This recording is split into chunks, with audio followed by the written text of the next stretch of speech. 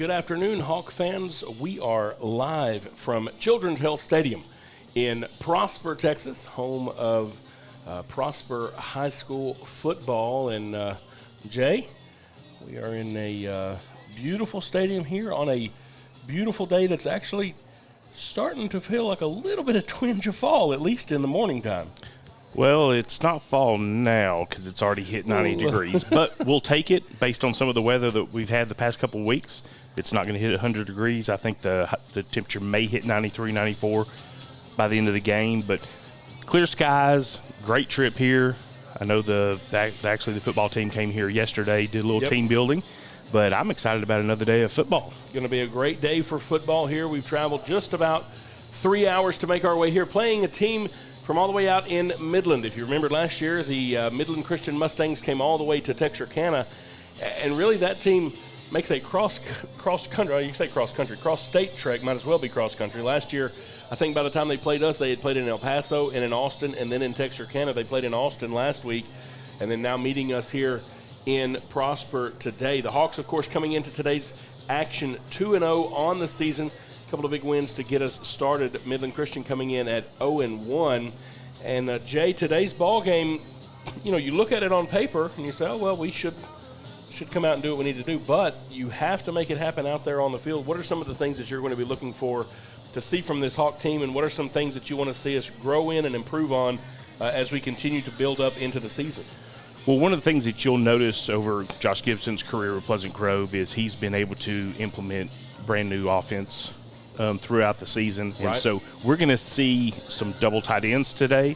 H-back brought in a little bit tighter, maybe basically have a little bit bigger package for running. Right. And so I expect Pleasant Grove to try to run the ball a little bit more than they have in the past, get Caden McFadden involved in that offense, and just see what we can do. But, you know, overall, I think that defense is going to continue to excel. Yes. And so super excited to see exactly what they can do against this Mustang team. Yeah, and I really am excited to see, do we get some things established in the run, because you really want, when your offense shows up, you want the defense to be worried about what you can do one way or the other. You know, there are 11 men on each side of the field for the Hawks each week, but every week we like to highlight some of those guys who over the last couple of weeks have done some great things. Those of you that we can tell you, hey, look out for this guy today, because you can probably expect to see big things from them. The first one that we're going to talk about today is Jackson Gibson. Last week, he had 4 receptions for 78 yards, and he has 2 receiving touchdowns on the season. Of course, the first one, probably the most dramatic, and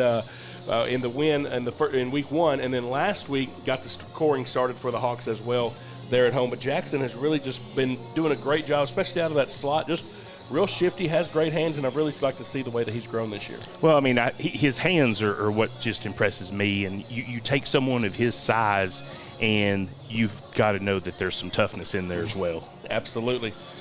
Next on the list, we've got Xavier Johnson, and he has done tremendously on the defensive side. He's got 12 tackles for the season so far, and, you know, he's had some interceptions in each game so far. Yep. One of them being a big drive-stopping interception in the first game. And so I expect to continue to see him making an impact back there in the defensive backfield. And also I would like to see him get a little bit more involved on the offense and sort of create, a better avenue for those running backs to, be able to bust through that line, extend in the field as a wide receiver. Absolutely, getting some things opened up there. The next one, of course, the senior quarterback, triggerman for the Hawks, Akari Johnson, 381 yards last week. 3 total touchdowns. Everything runs through Akari out there on the field, and we saw a couple of tinges of it, I think, in the Brock game and even last week, where he can turn it on with his feet and do something. I would really like to see that part develop, and maybe with some of these new sets that we're going to see today, we'll see some designed runs from the quarterback as well, because he can really be a dynamic game changer one way or the other. But don't get it twisted, he's not just a running quarterback. He can spin it, and he can put the ball where it needs to be. Gotcha. And one of my favorite players right now is Jamon Wheeler. And so I'm looking to see him to continue just to take over that end position on the defensive line. And, very, very exciting. 6 tackles so far, 3 of those for losses and 1 forced fumble.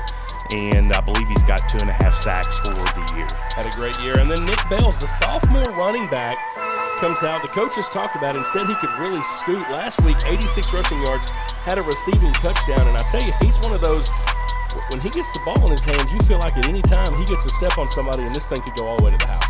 Well, when you're the leading rusher behind Akari, that's not a bad thing to be. So I think he'll continue to make an impact on that offense. All right, so both teams have now made their way out here on the field. As you can see, the Hawks in our visiting all-white jerseys. I think they call them the icy whites out there, and I think that looks really nice out here. I guess it's going to feel good if you're going to be in the sun. You might as well be in something. If you get a choice of black or white, do something that's a little bit lighter there. And then Midland in the red, white, and blue jerseys today, and so interesting to see both of those teams. We do want to take just a moment, thank all the folks, those of you able to watch this at home. If you couldn't make the trek down here, or all the other fans around the Texarkana area, Texarkana Game Day could not do this without the sponsors who help bring this to you each and every week, and we want to remind you to let them know how much you appreciate their support of Texarkana Game Day and being able to bring the games to you. Of course, Texarkana Emergency Center and Hospital, State Bank, Greg Orr Auto, Rocasa, and Reliance Mechanical Contractors. Without them, we could not do what we do. We couldn't broadcast from here at these stadiums, and so thank you to all those sponsors. Make sure you let them know how much you appreciate what they do for us each week. No, we're going to have the captains come out to the middle here for the coin toss, but did want to go ahead and maybe point out a few of the impact players that the Mustangs are going to have. Running back Briley Perez, he's actually a transfer in from Midland High and probably the best player on their squad. Quarterback Colton Newsom, this is going to be his first year winning the starting spot as quarterback. And then, I hope I'm getting this right, but Fikey Eason is a 5'10", 250-pound scrapper, offensive and defensive lineman for the Mustangs. So looking forward to calling out their names and seeing what they can do against this Pleasant Grove team. 5'10", 250, just a little ball of energy there, and so really excited to see how this works. I do want to point out this week that here in Prosper ISD, similar to what we're going to have at Pleasant Grove, they have a big jumbotron down there on the end, and so they run student media. And so all the camera shots that you see today are actually from their student media.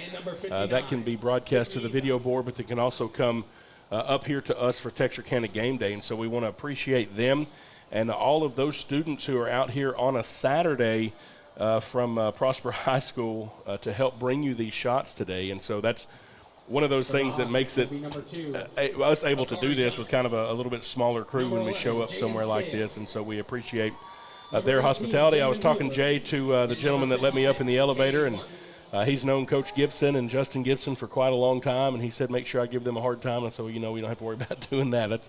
That's always going to happen. So just a great group of folks here so far, and it's been an enjoyable time, and we're excited for a beautiful day of football. The toss is up. Midland Christian has won the toss, and we'll see what they decide to do. They're going to confer with their coach. You think you would have talked about it ahead of time. They're going to defer, so we will start on offense, and so we'll see if the Hawks can get this going early. Last week, Jay, all across Northeast Texas, tons of games were canceled. We saw games that didn't get finished. I think a few of those are going to start back today, but if you look through your apps and you look at your records and your scoring, you may see some things that are just a little bit confusing, or what happened, or I thought this hit. There's just a lot of games, and being pre-district, a lot of those games aren't going to be made up, and so I, for one, am glad that we are playing on a Saturday, and looking out across the horizon here, I don't think we're going to have to worry about any rain showers. No, and one of the biggest storms that came through Texarkana last night actually was at Grimm Stadium, and that was the storm of the Texas High Tigers beating Benton 62-14. Yeah, Benton, Louisiana showing up, and hey, we're going to go down for the national anthem here, and we'll join the stadium. Oh, can you see by the dawn's early light what so proudly we hailed at the twilight's last gleam, whose bright stripes and bright arch were so gallant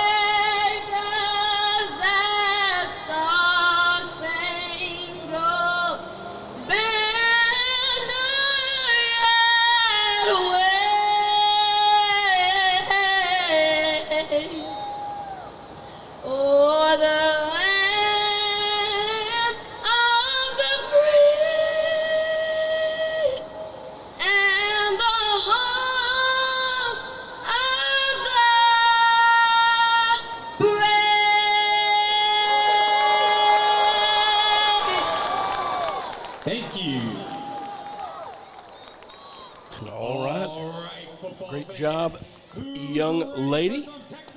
Not too often at a high school game you get to hear a live rendition of the national anthem. Usually one of the bands plays that, but I don't even know if Midland Christian has a band here today. I know they didn't bring one last time. So again, the Hawks will start on offense. So we will receive the opening kickoff going from our left to your right. Yeah, Mustangs will be kicking into the wind this first quarter. See what Mason Horton's leg looks like here as he tees the ball up. Didn't seem like a ton of wind, but, man, I was watching the run-through tunnel for the Mustangs down there, and it was blowing around a little bit. So it must be more wind moving around than we saw. And, of course, our blow-up was there. Eddie Hackelman usually delivers that thing, and they told him, they said he had a field pass for 10 minutes to get that out there instead of had to be off the field. So lots of rules here at Prosper. Let's get set for the kickoff. Bouncing kick, bounces at about the 15. Scooped up there by Boardley for the Hawks, and he'll get it up near the 30-yard line, and that's where Pleasant Grove will begin this offensive drive, 1st and 10. Yeah, Mustangs being able to put Cutter Smith there to keep Boardley to just the 30-yard line. Not bad starting position for Pleasant Grove to start with. And so Akari Johnson will lead the offense out here on the field. Nope. We're going to kick it again, actually. We've got an offside. I was trying to figure out, I was like, we have a strange personnel grouping coming out here, Jay. I thought they were trying to set me up for some confusion. I was just confusing myself. So it was an offside, so we're going to back the Mustangs up 5 yards, and we're going to kick it again so the Hawks will see if we can do a little better than the 30-yard line as we get this thing set up for Mason Horton, the senior kicker from Midland Christian once again. Of course, Midland Christian does not compete in the UIL. They are part of TAPS, the Christian school organization, but they have been relatively successful in that organization, and so they kind of search out games all over the state to play each year. So now Horton will be kicking from the 35-yard line. Again, Boardley, Akari Johnson, the two back deepest for the Hawks. And then KJ Reeder right there in the center. Reeder all the way back at the 10. Let's see. And he is dangerous once he gets the ball into open field. This time Horton has it teed up or set up on the right hash, but it does fell over. I'm not sure if that was wind or if he's trying something different. So we'll see here. Last time he kicked it from right in the middle. Let's see if they try something different. Everybody learned a little something on the first one. Now we're going to have a high Maverick-style kick. It'll be fielded just inside the 35-yard line by one of the up men for the Hawks. That's number 1, Caden McFadden. And if you're going to have somebody just up in that mid area that might help return the ball, Caden McFadden is not a bad option to be there. No, and there was a slight lane there that he thinks he could have seen there, and but just got tripped up just before being able to get through that. Yeah, the Mustangs are their head coach is Chris Cunningham, who's only in his second year there, but he has won multiple titles with Plano Prestonwood Christian in Dallas before coming to Midland. And last year they had a quarterfinal appearance in the TAPS Division II. And that Division II is similar to the UIL. It is going to be the smaller of the two. And right. I think that they have less than 380 kids in their high school. Yeah, not a very big school. And but, again, not afraid to step up to competition because they've played folks all across the state. So the Hawks beginning right at midfield here on the opening drive. And they'll split 2 receivers to the right side and 1 on the left side. Akari Johnson back in shotgun, hands it off to McFadden, looking for some room around the left. McFadden bounces off the first tackler, gets inside the 45-yard line. He'll be down around the 43. Good little 7-yard pickup just off tackle to the left. And Caden McFadden moving the Hawks on down the field. Yeah, that stop was by Avery Morgan, who had an interception in last week's game and is also their backup QB. And I expect, looking at film last week, he is going to be involved in a lot of these defensive stops. That will split 2 receivers to each side. Jamon Wheeler came out at tight end. We're going to split 2 wide. Akari wants to throw. Now he's going to pull it down. Lots of green grass in front of him. Akari Johnson slips past a would-be tackler around the 35-yard line. Gets hit at the 30, but then just uses his feet along with a little help from his friends to get down to the 26-yard line. Big first down run there for Akari Johnson. And first Mustang there is Avery Morgan once again to be the main stopper there, but Akari able to continue to move that pile about 4 or 5 yards there. Just a good patient run by Akari that time, then a nice juke move, and then use some of that strength that we've seen them building throughout the summer. Man in motion now for the Hawks. Gets the ball, bounces out though. That's Boardley. He's able to pick the fumble up. He'll be brought down in the backfield, but that's about the best case scenario when it bounces off the turf. And he had taken about 3 or 4 steps before that ball came out. May have just been trying to move it over, get it secured, not sure, but fortunate that the bounce back hit him right in the hands. Well, 3 plays in a row that we're going to be calling Avery Morgan's name, so I say we run it to the right side this time. Might run away from him. 2 to the right side, 1 left. Got an H-back back in the left side of the formation now. Hand off to McFadden again up the middle. Caden McFadden makes a man miss. 15, 10, 5. Touchdown, Pleasant Grove Hawks. Caden McFadden puts the Hawks on the board here early in the first quarter. Yeah, he made a great move in front of Boston Rodriguez, and Boston just basically stayed on the ground for another 2 or 3 seconds, knowing that he just gave up that touchdown run. Good little shifty hip move from McFadden, and then when he turned it on there in the secondary, he really began to cover some ground with some speed. Now waiting on the extra point from Carter Buxton. Snap is back, kick is up, and it is good. 9:53 remaining in the first quarter of the ball game. The Hawks strike first. Your score 7-0. We will take a break. You're watching Pleasant Grove Hawk football on Texarkana Game Day.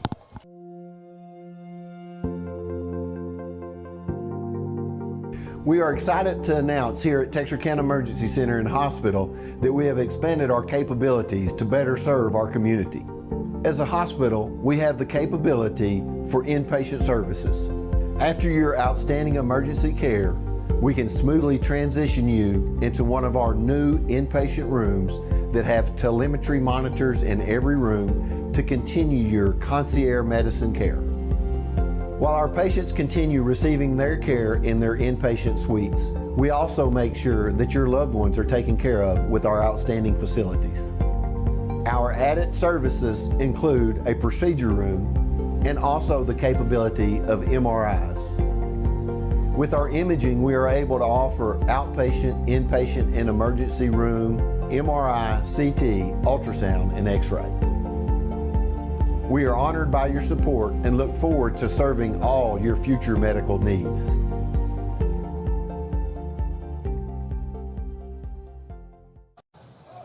Welcome back here to Prosper. Carter Buxton with the ball teed up for the Hawks after the Pleasant Grove touchdown. High end-over-end kick goes into the end zone. It'll be a touchback. 9:53 in this first quarter. Hawks leading 7-0. And Jay, Caden McFadden from just over 30 yards out goes virtually untouched for the quick score for the Hawks on our opening drive. And then I think we looked, Caleb Jones came in for the extra point. And we've got Jones, you also got Carter Buxton. Both of these guys can kick, and, man, they interchange them at times. And he came in and made it 7-0. And so now we'll see this Mustang offense for the first time. Colton Newsom, the quarterback, bringing them out on the field. And they're going to bunch up 3 receivers to the bottom side of the screen. They get set in their formation, look over to the coaches to get the call. They want to try to respond to what the defense gives them. There's going to be a little bit of motion before the play. So somebody on the right side of the line may have got moving a little bit too quickly. We'll get the call here.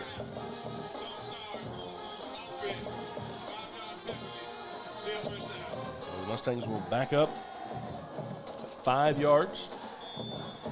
And we'll re-scrimmage from the 20-yard line, first down and 15. Same formation, everybody in a little tighter now. Pitch out to the left side, tailback trying to make the corner for the Mustangs. That's number 1, Briley Perez. He's bottled up after about a 4-yard gain. Caden McFadden, the first man there for the Hawks. And looks like Caleb Hackman was also in on that stop as well. Big Caleb Hackman playing offense and defense. Getting out here on the defensive side involved. He's tripped up on the play. It'll be 2nd and 11 for the Mustangs. 2nd down and 11 now for Colton Newsom and the Mustang offense. Only one man out wide to the left, everybody else in pretty tight. Handoff again. Oh, Newsom going to keep it around the left side by himself. He's got some room, shoved out of bounds. Number 5 for the Hawks. The quarterback's going to keep it and take it down to the 30-yard line. Not. He's run out of bounds. Who is that? Number 6. I'm sorry. By number 8, Jalen Bordwell. I'm just. Yeah, these white jerseys, the 6s and 8s and 9s are not kind to my eyes. So I have to watch on the camera maybe a little bit closer. But, yeah, it's hard from up here where we are, the eyes in the sky. Quickly back to the line now. Go the Mustangs on 3rd down and 5. Quarterback wants to throw. Fires across the middle. Has a man, and he's got some room. He's across midfield at the 50, being pursued by several Hawks. Torian Phillips able to chase him down and shove him out of bounds, but that's number 10, Tristan Camacho. He's a 5'10 senior backup QB. And he moves it into Hawk territory down inside the 40, inside the 35 to the 33. Yeah, Pleasant Grove defense was a little slow to get set up there and allowed him to set up in the middle of the field for that game. One man wide right now for the Mustangs. Everybody else in tight. Quarterback keeper around the right side, and this time the Hawks reading it well. Jamon Wheeler, the man back there in the backfield, and that is another behind-the-sticks tackle. That one goes down as a sack as well, and number 18, Jamon Wheeler. He has really had a great opening to this season. Well, and I look to see him and Isaiah Newton just to continue to put pressure on this outside against Newsom here. Mustangs want to spread it out now with 3 wide to the right side and 1 on the left. Newsom with the snap. Handoff to the tailback is Perez. He goes off tackle to the right, bottled up after a short gain, gets down near the 30. The handoff to Perez. Looked like Akari Johnson may have been the first man there. Landon West also coming up for the Hawks to make the tackle. Yeah, Buck Anderson came in there and really caused him to have to change the hole, and Landon West was there for the stop. 3rd down and 7 to go now for the Mustangs. They see what the call is. Now they have 2 receivers split wide to each side with the ball in the right hash, and the Hawk defense now making adjustments as well. Newsom waiting on the snap. Gets it. Quarterback keeper into the middle again. He may have enough for the first down. Took a shot at the end. There's a flag that's coming in here. We'll see what the call is. I don't know if somebody may have got a hand up around a face mask. Came in. Timing would suggest something was involved with the tackle. Buck Anderson made the tackle.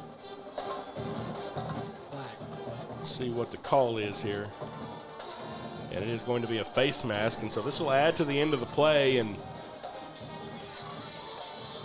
time that somebody's helmet comes off at the end there. May have been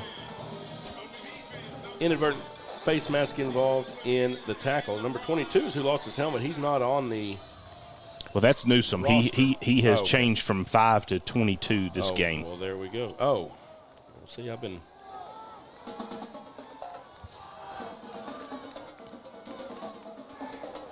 wonder what. Okay. 2 to the right side, 2 to the left side. I've never seen a quarterback wearing those kind of numbers. It may have been left in Midland. It's quite possible. Some poor JV kid that was going to get to suit up does not. 2 receivers to each side. Newsom with the snap. Handoff tailback again is Perez. He makes a couple of guys miss, and he gets into the end zone. Touchdown. The ball comes out, but he was across the end zone when he got there. And so from 10 yards out, Briley Perez brings the Midland Christian Mustangs within 1 of the Hawks. Yeah, Mustangs doing a real good job being able to run up the middle on this Pleasant Grove defense here. Yeah, they found a couple little openings there. Grant Nunez runs to the field to take over the holding responsibilities. Mason Horton set to kick the extra point here. The snap is back. Is a little bobbled. The kick is up, though, and the kick it is good. There's 7:19 left in the first quarter. We are all knotted up at 7. We're going to take a break. You're watching Pleasant Grove Hawk football on Texarkana Game Day.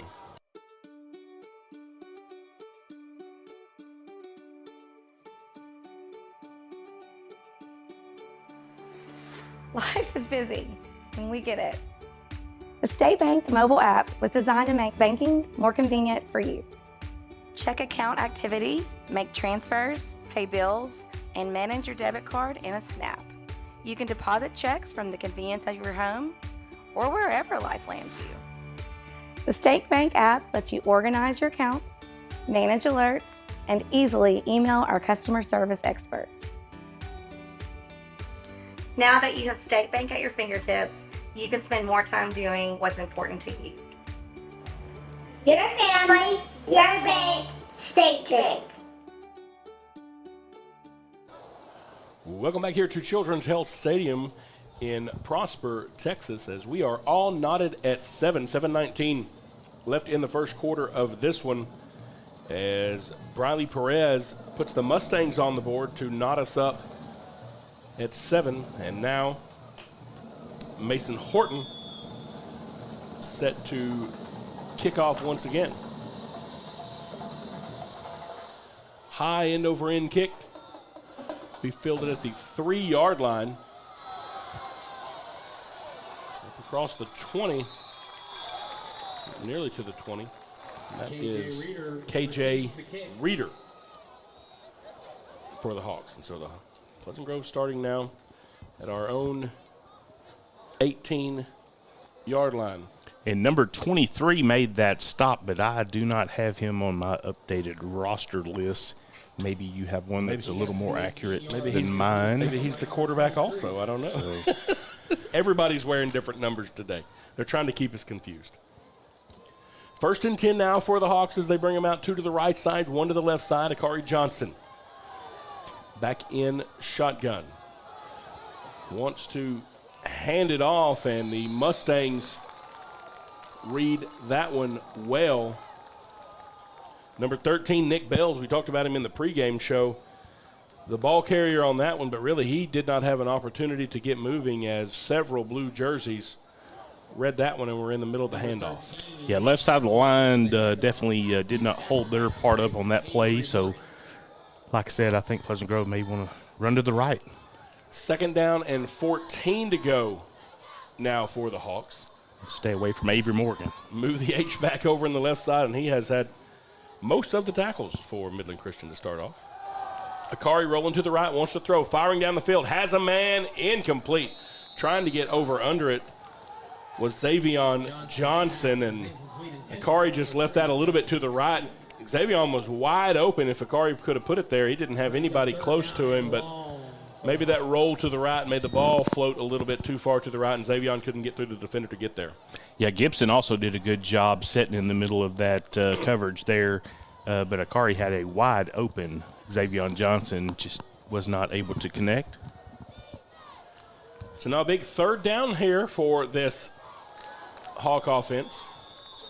And we're going to have a penalty here. 12 men came out of the huddle together. Had one rushing to get off the field, but can't come out of there together, and so we'll back up 5 yards.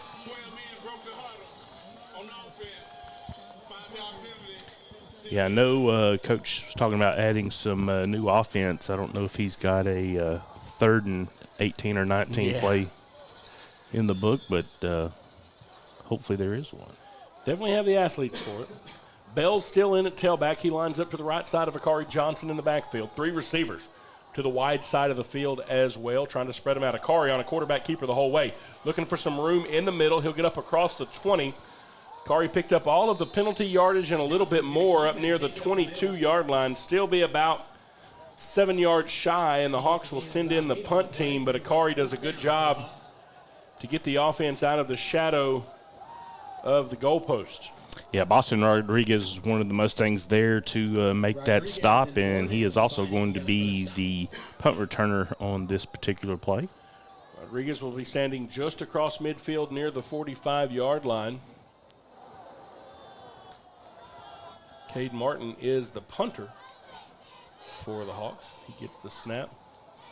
Booming spiral kick sends the return man back, and it bounces about the 32, takes a Mustang bounce up across the 35 to the 36, but a good punt by Martin backs the Mustangs up, and so now we'll see what the defense does here. Last time, Midland Christian able to really punch holes in the center of that Hawk defense and make their way down the field, and we'll see what sort of answers Coach Darby and crew have dialed up for this offensive drive. 5:49 remaining in the first quarter of this one. We're all knotted at 7 here in Prosper.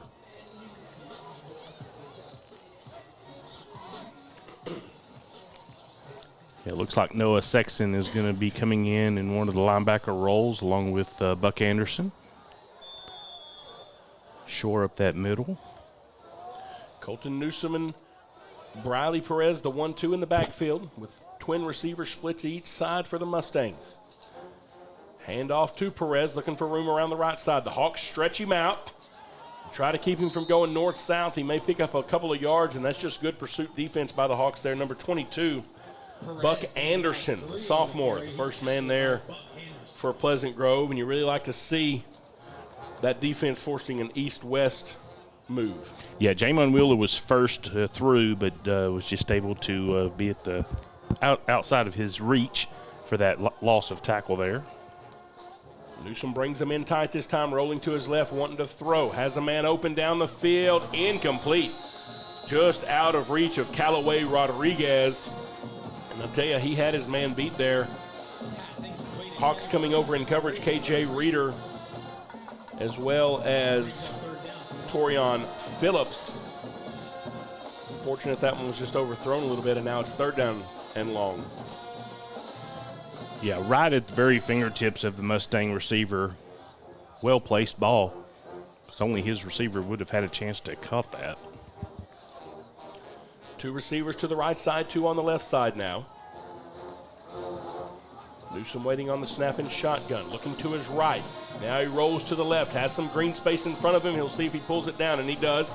Being pursued by Caden McFadden, and K-Mac shoves him out of bounds, but it's just enough to move the sticks. He needed the 46. He got the 47. It'll be 1st and 10 Mustangs just inside their own territory. Yeah, Colton Newsom had a phenomenal 7-on-7 season, and that was part of the reason why he was able to win that starting quarterback job this year. Mustangs with some personnel confusion, sending folks in and out. As we roll inside of 13 seconds on the play clock, they get set now. Everybody in tight except one receiver out to the left. Pitch out to the left side to Perez. He makes the first man miss. Being pursued from behind, steps out of bounds. Number 55 for the Hawks, Noah Sexton, in pursuit. Brings up 2nd down.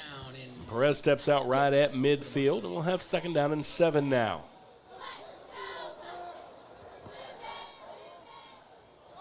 Clock stopped at 4:59 in the first stanza of the ball game. You see they keep everybody in pretty tight, and they'll kind of flood these receivers out on the left side. Newsom hands it off to Perez, and this time he is bottled up and brought down in the backfield. The handoff to Perez. He gets stopped by number 18. Jamon Wheeler once again meeting the ball carrier behind the sticks. It'll be a loss of 1 on the play, and Wheeler was out there in the middle of that play as soon as it got started. Yeah, Jamon did a great job slipping in between the guard and tackle there and was right in the running back's face. Now the Mustangs will split everybody out wide, 2 to each side, trying to stretch that Hawk defense all the way across the field. Newsom with Perez to his left, pulls in the high snap, and there's going to be a flag here. Looks like somebody might have got a little bit antsy.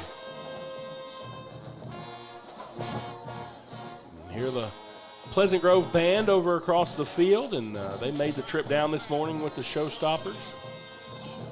Had a big convoy of vehicles getting everybody down here, Jay. Yeah, I was appreciative of Waze. I think they got me around. It got me around a little traffic. Able to make good time to get to the stadium today.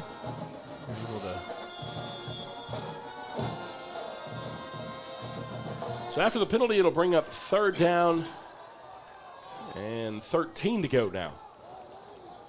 Same formation with 4 split, wide out.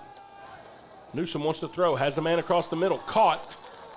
He's going to get into Hawk territory, has enough for the first down. Several Pleasant Grove players Newsom's pass complete to number 3. convene around Callaway Rodriguez, but the 5'10 junior just found a little open spot there, and he's kind of built and reminds you of Jackson Gibson. Number 9, Xavier Johnson. 1st and 10 now for the Mustangs from the Hawk 39-yard line. Number 4, Keller Weathers, coming in now and carrying the ball around the left side. He's bottled up by KJ Reeder. Yeah, he recognized that quick and made a break to make that shoestring tackle. Again, 2 receivers split to each side, and the Mustangs trying to use some tempo now inside Hawk territory. Handoff to Weathers Fumble. again. Ball comes out. They're able to fall back on it. Big number 71 for Rowdy Pierce. Rowdy Pierce, if there ever was a name for an offensive lineman. Rowdy Pierce, and we'll give the man some love. Heads up play, saved a fumble from them. It is enough for the first down, and so we've seen 2 back-to-back runs by the backup tailback Keller Weathers. And now Perez comes back in for the Mustangs as they have the ball 1st and 10 at the Hawk 23-yard line. So Rowdy's got some rushing yards. Look at Rowdy making it happen. 2 receivers to each side now for Newsom. And the ball went straight to Perez. He's going to be bottled up. 53 for the Hawks. Isaiah Wooten was the first man there, and Newsom didn't even hand that ball off. It was snapped, and I think it was just to the side of him, and it hit Perez in the number 1, and he just scooped it up and took off with it. Well, my notes actually, indicate that they had some bad snaps last game, so that may be something Pleasant Grove needs to sort of take advantage of. Nice to be able to scoop one of those up. 2nd down and 9 to go now. 2 receivers to each side. Newsom throws out. Complete little wide receiver screen. Number 8, Brody Todd on the reception. Noah Sexton comes up to make the tackle, and they're going to be just shy of the first down. They get inside the Hawk 15 to the 14. We're going to have 3rd down and 1 to go. Yeah, good recognition there by Newsom, knowing that the cornerback and safety were playing off there and able to make a quick pass to the outside to get a gain there. Clock rolling inside, 1.5 minutes remaining in the first quarter. We're all knotted at 7 here in Prosper. Play clock at 13 as Colton Newsom gets the call in from the coaches. 2 receivers to each side, rolling to his left. Quarterback keeper the whole way. Gets it up for the first down, gets inside the 10. He'll be all the way down to the Hawk 6-yard line. He's bottled up by number 7, KJ Reeder there, but it's 1st and goal. And once again, Midland finding some room inside the middle of this Hawk defense. Yeah, design play there for Newsom to keep the ball, and he just waited for a hole to develop and was able to get that first down. 1st and goal, and quickly back to the line of the Mustangs. And now, look back, and that time the coach gave a signal that looked like deer antlers. I'm not sure what that means. We'll see what that play is. It's a handoff to Perez, and he is hit hard right at the line of scrimmage. The Hawks come downhill, put a pop on the ball carrier. Buck Anderson, the sophomore, Brings up 2nd down. comes down, and there were several Hawk defensive linemen in the middle of that as well. No gain on the play. Yeah, Eddie 2nd Tank. and goal. Yeah, Eddie Tank did a very good job just swallowing up that center and the guard there to allow for Buck Anderson to come up and make that stop. 2nd down and goal now. The Mustangs send 3 over to the right side. One man by himself on the left side is number 9, Dax Morgan. Newsom hands it off to Perez. He just lowers his shoulder and bulldogs his way in from 4 yards out, and that's another touchdown for Midland Christian. And that was just Brayley Perez showing you that he spent some time in the weight room. Yeah, they were very, very excited to have him as an addition, and I've shared already. They basically say he's going to be the best athlete on the field for them, and he's definitely proving that so far. Now waiting on the extra point. Kick is up, and Horton's kick makes it 14-7. And that's also the end of the first quarter. And so your score after one, Midland Christian 14, Pleasant Grove 7. We're going to take a break. You're watching Pleasant Grove Hawk football on Texarkana Game Day. Whether you're looking for a new or pre-owned car, truck, or SUV, or maybe a new or pre-owned boat or RV, care for a car wash, had a fender bender, or you need service on your vehicle, boat, or RV, we have it all when you let us exceed your expectations at Greg Orr Auto, Marine, and RV in Shreveport, Texarkana, and Ashdown. Shop hassle-free and always be treated like family while choosing from our sensational selection. In Shreveport, visit Orr Acura, Orr BMW, Orr Cadillac, and the Greg Orr Pre-Owned Super Center. In Texarkana, Classic Buick GMC, Classic Cadillac, Classic Chrysler Dodge Jeep Ram, Classic Kia, Classic Mazda, Classic Pre-Owned, the Classic Car Wash, Greg Orr Marine and RV, Greg Orr Collision, and Classic Chevrolet in Ashdown. Or visit gregorrauto.com. All right, welcome back here to Children's Health Stadium in Prosper, Texas. Your score, Midland Christian 14, Pleasant Grove 7. After the second Briley Perez touchdown on the day gives the Mustangs the one-score advantage. And, Jay, it looks like there is a tenth of a second on the game clock for the first quarter. So we're going to kick this thing off in the same direction, and then we'll flip it to start the second quarter. Yeah, I've been impressed by this rushing attack that the Mustangs have brought in today. That Briley Perez is definitely finding holes and been able to find the end zone twice so far. Pleasant Grove definitely going to have to look for an answer from Mr. Perez. High end over end kick, fielded by K.J. Reeder all the way back at the goal line. Reeder looking for some room around the left side. There's a flag up around the 35-yard line. K.J. Reeder gets across the 25, steps out of bounds just across the 30 at the 31, and we'll see what this laundry is about. It's on the near sideline near the 35. There's a flag on the play. We'll see if we can't get this first quarter ended here once we get this flag taken care of. And that'll take us to the second quarter.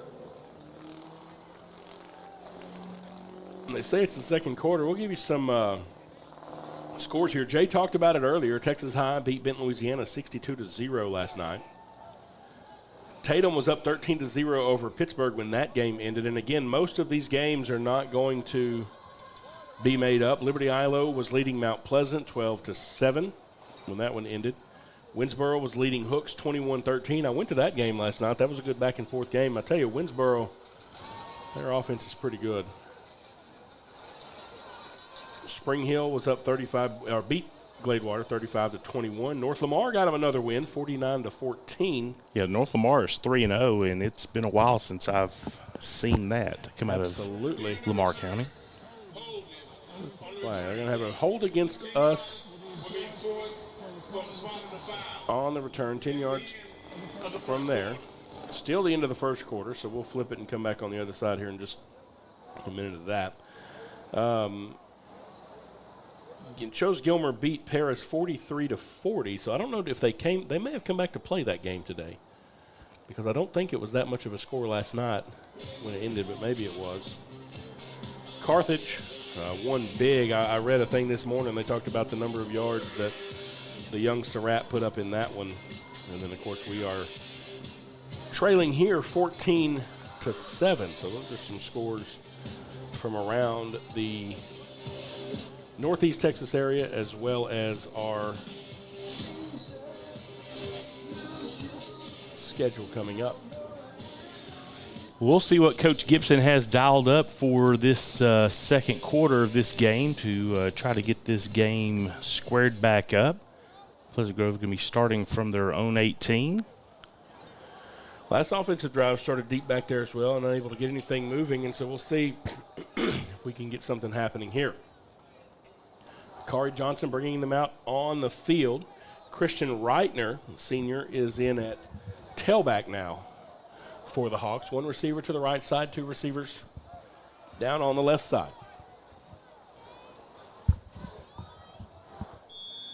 And now we get the whistle ready to play. Ball from the left hash with Akari in shotgun. Gets the snap. Rolling to his right. Quarterback keeper the whole way, but he's not going to be able to make the corner. Johnson's going to keep it. He's Number 8, Brody Todd. 2 yards deep in the backfield. Avery Morgan. I got 2 number 8s on here. I imagine that's Avery Morgan. Yeah, Avery Morgan. Brody Todd. Avery Morgan got in there quick and basically took the pitch away from Akari, and Akari was bottled up for a loss of 2 there. So it'll be 2nd down and 12 now for the Hawks on our own 16-yard line. 3 receivers out to the left side, 1 receiver on the right. Akari wants to throw, looking left, pulls it down, breaks free of 1 tackler, on off a second. Akari up across the 20, up near the 30-yard line, and Akari, with nowhere to go down the field, pulls it down himself, moves it up just past the first down marker. There is a flag on the play. Temporarily, though, it's a 1st and 10 for the Hawks, and we'll see brought down by number 11. What the laundry is about. It looked like it was a hold on the Hawks. Illegal block in the back on the offense. 10 yards from the previous spot.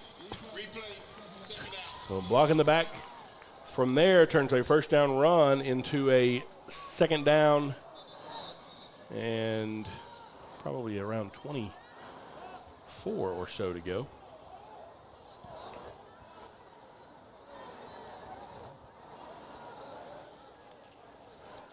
We'll see where they mark this one.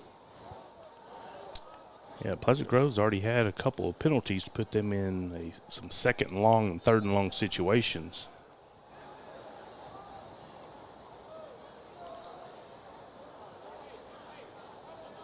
So they said from the previous spot, but then they're going to mark it from the 20. It looks like.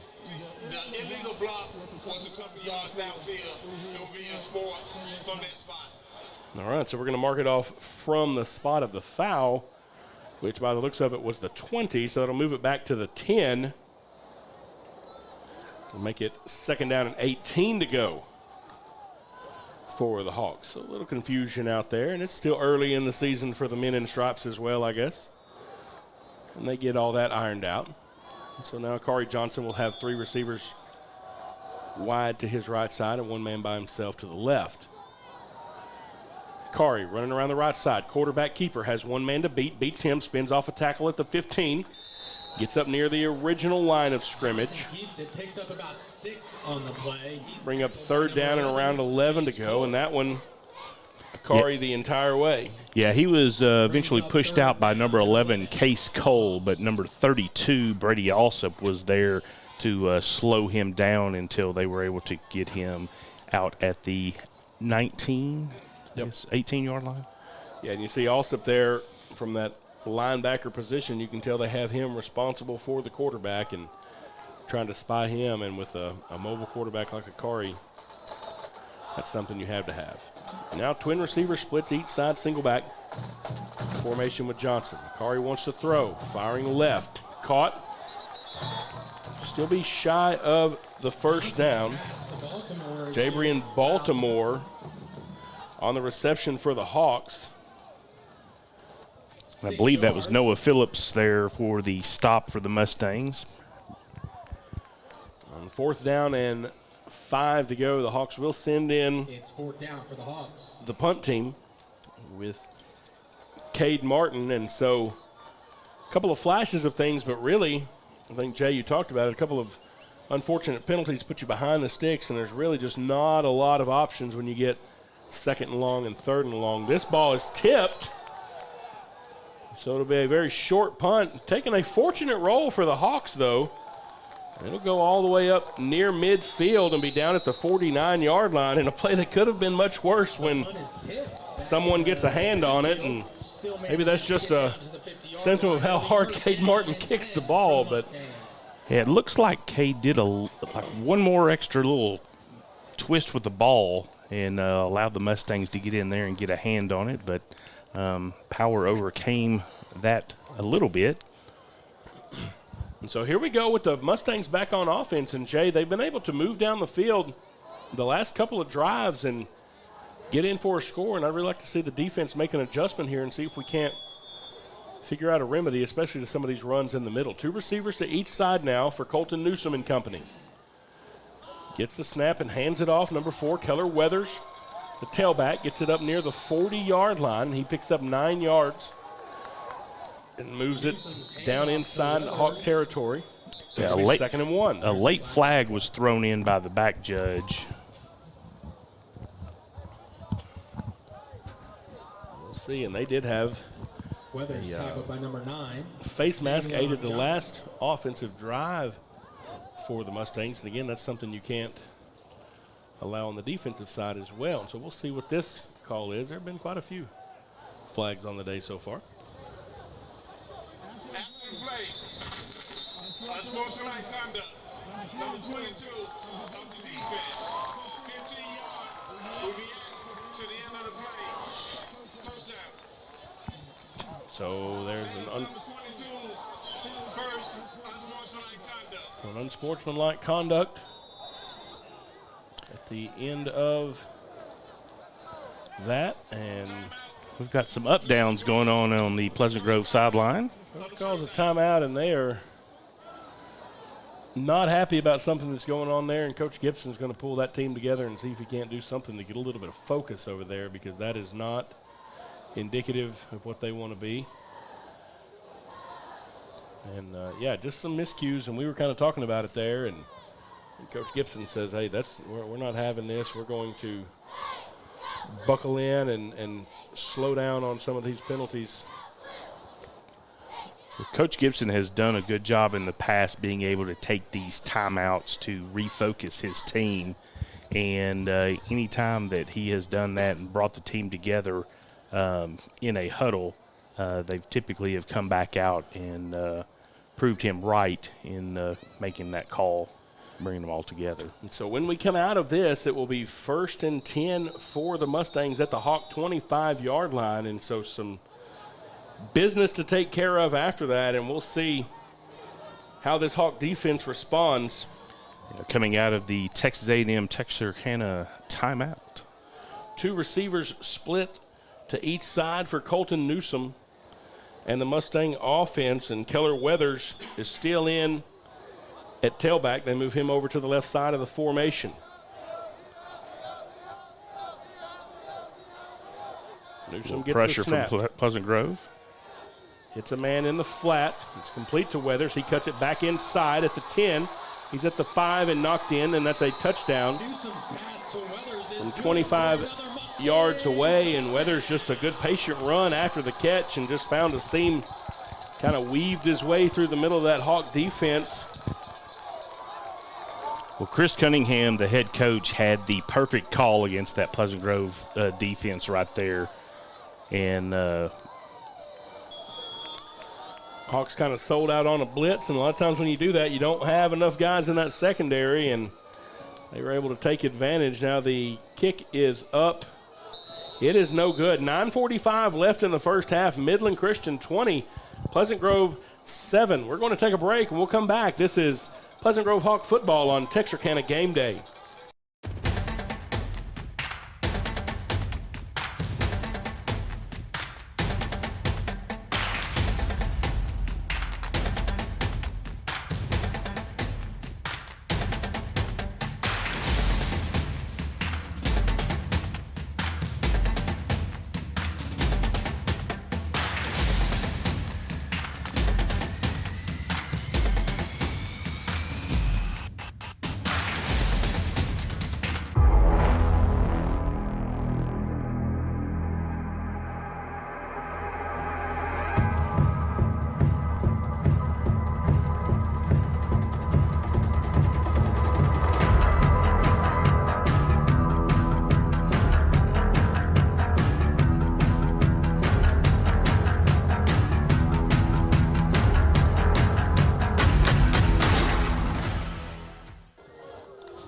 Welcome back here to Prosper, Texas, Children's Health Stadium. 9:45 in the first half of a ball game. Your Hawks trailing 20-7 to Midland Christian after Keller Weathers' 25-yard touchdown reception puts the Mustangs up by a couple of scores here against the hometown Hawks. Mason Horton with the ball teed up on the right hash for the Mustangs, set to kick off. End over end kick, filled it up at the 22-yard line by number 56. And we fumbled the ball. Ball comes out, and they have it. So Cade Martin, one of the up men, had the ball and fumbles it, and it looks like Midland Christian fell on it. And that's exactly what happened. We'll watch it here. And it looks like he was carrying it like a loaf of bread. Just unable to find it when it hit the ground. And that brings up 1st and 10 for the Mustangs inside the 30-yard line. So it is 1st and 10 Mustangs at the Hawk 28. And this defense having a little trouble on the other side of this break, and now in a territory where you better stiffen up quickly. Newsom and company with 2 receivers to each side. Perez back in at tailback. He gets the tote coming to the right side, and he's going to be brought down in the backfield. Good pursuit that time by the Hawks. Jamon Wheeler and Caden McFadden there on the stop. Jamon Wheeler was coming across, pressing him. But yeah, adversity is definitely a word that we can use going into this 9-minute mark of this second quarter for these Pleasant Grove Hawks. 2nd down and 10 now. Newsom rolling left, wants to throw. Good coverage down the field, finds a little soft spot in the zone, hits his receiver right near the sticks. Xavion Johnson comes up to make the tackle. And Boston Rodriguez there making a good catch there. He's actually the youngest brother of one of the greatest players to go through Midland Christian, who's currently playing at University of Texas Permian Basin, and that's River Rodriguez, who was their quarterback for a few years. 3rd and 2, everybody in tight, and the Mustangs just driving it forward. Little goal line formation. The Mustangs run the sneak. Quarterback keeper. It'll be close to 1st down. We'll see if they spot it. This will be an interesting spot. Yep, it is enough for the 1st down. They say move the sticks. 1st and 10. It moves it inside the Hawk 20 to the 18-yard line.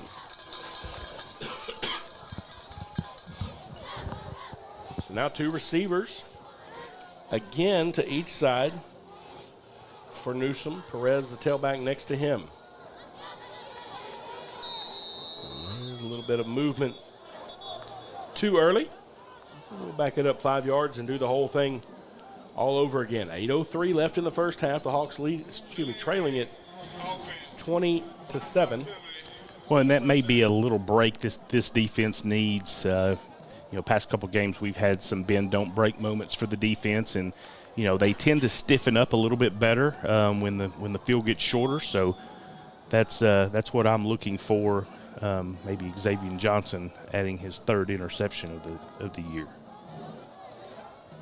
We'll see what the defense does here. 1st down and 15 to go now for the Mustangs. Newsom with the snap, hands it off to Perez, looking for room in the middle. He's going to be hit quickly. Gets forward for maybe a yard or 2. He gets gained about 1 on the play. Brings up Joseph Bailey making that stop coming across from the left, or the left defensive end spot. And you see Joseph Bailey in there. Of course, plays offense, but also some defense here. Caleb Hackelman in there on defense as well as the Hawks try to beefing up this line. Everybody in tight. Newsom rolling to his right, splitting receivers out, has a man open in the middle of the formation. He hits the defender at the 10, and it'll be 1st and goal, and that was a well-designed little flood play, and it looked like Tristan Camacho that time just was kind of in an open hole in the middle of that Pleasant Grove defense. A penalty may bring this one back. And it will. Hold on that. And we saw this happen to the Hawk offense a couple of times, the last couple of times, something good happens and all of a sudden there's a penalty. And so now maybe a little bit unfortunate the other way for the Hawks. And so this one will come back. It would have been a 1st and goal, and now we're going to back the Mustangs up even further behind the sticks. So we got Keller Weathers and Perez in the backfield with Newsom. He's second and about 23 to go. Newsom fakes to his left, throws it to Perez off the right side. Perez has some room, makes the first man miss, bounces off the second guy, keeps his feet going, finally knocked out of bounds by Caden McFadden. Quick pass to Perez coming down the sideline. All the way down to the Hawk 22-yard line. Yards on the play. Yeah, Joseph Bailey there to finally push him out of bounds. He's run out of bounds. Picked up in about 9 yards there, and it'll be 3rd down. Yeah, Boston Rodriguez made a great block there to allow him to get outside. Brings up 3rd down and 13 for the Mustangs. It's 3rd and 13 from Midland. Big play here for this Hawk defense.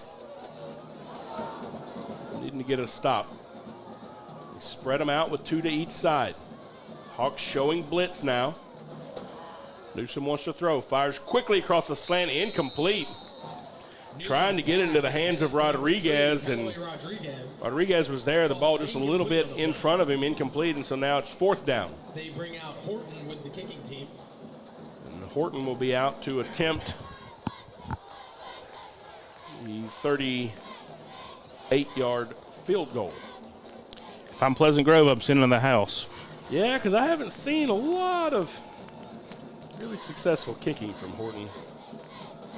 Snap is back, kick is up, and it is no good, off and to the left, and so the Hawk defense gets off the field. We talked about needing to stiffen, and they did. 6:56 left in the first half, and the Hawk offense comes back. Let's see if we can't knock a dent into this 13-point Mustang advantage. Yeah, that was the first stop that is stalled for the Mustangs, and partly due to some penalties out there. Both of these teams have seen their fair share today, so hopefully both sides will get that cleaned up. Yeah, there's been quite a bit of laundry on the field today. Maybe this officiating crew got rained out last night, and they feel like they need to make it up today. 1st and 10 now for the Hawks. H-back in the formation on the right side.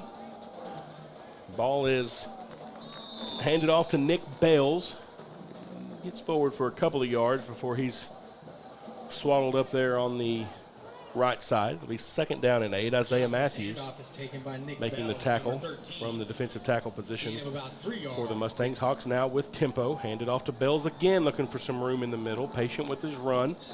Gets in between the tackles up near the 28-yard line. It'll bring up 3rd down and about 4 to go. Yeah, Isaiah Matthews, one of the Mustangs there, making that stop again. And again, the Hawks moving. The ball is snapped. Bells again. Room around the right side. That time it looked like he ran into the back of Darrell Smith, hit his own guy there trying to cut it upfield. Might have had a seam, and it's going to be 4th and 1, and the Hawks are just keeping everybody out there on the field. Big 4th down here from our own 30-yard line. Handed off to Bells again. No, that's not, excuse me. That's not Bells. That is Boardley. That's Jalen Boardley at the 40, 30, 20, 10, 5. Touchdown, Jalen Boardley and the Hawks. And I tell you, they kind of lulled him, and all of a sudden Boardley comes in. The big man breaks the tackle right near the line of scrimmage and goes down the sideline untouched. And Jalen Boardley from just about 70 yards away. And that's a good quick strike by the Hawk offense. And that is an explosive run that he had quite often in his freshman year and early into his sophomore year. So exciting to see what he's been able to do today to be able to get this game within 1 score. I'll tell you, those first couple of guys that met him there and tried some arm tackles figured out this is a larger human than I was just messing with on the play before. Kick is up, and the kick is good. 5:49 in the first half. Pleasant Grove trims this thing to 6. Midland Christian 20, Pleasant Grove 14. We'll take a break. You're watching Pleasant Grove Hawk football on Texarkana Game Day.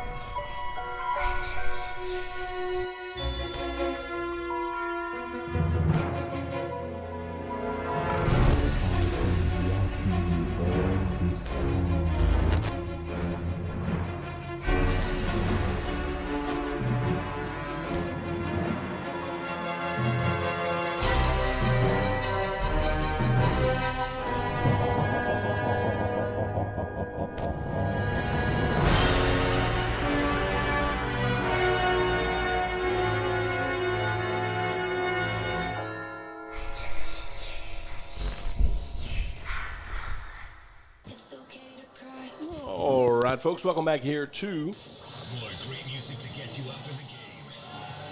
Children's Health Stadium in Prosper ISD. Your score, Midland Christian 20, Pleasant Grove 14. And we just heard the officials say, hey, we're going to take a break. We're going to take a water break, get everybody a drink. And it's one of those things.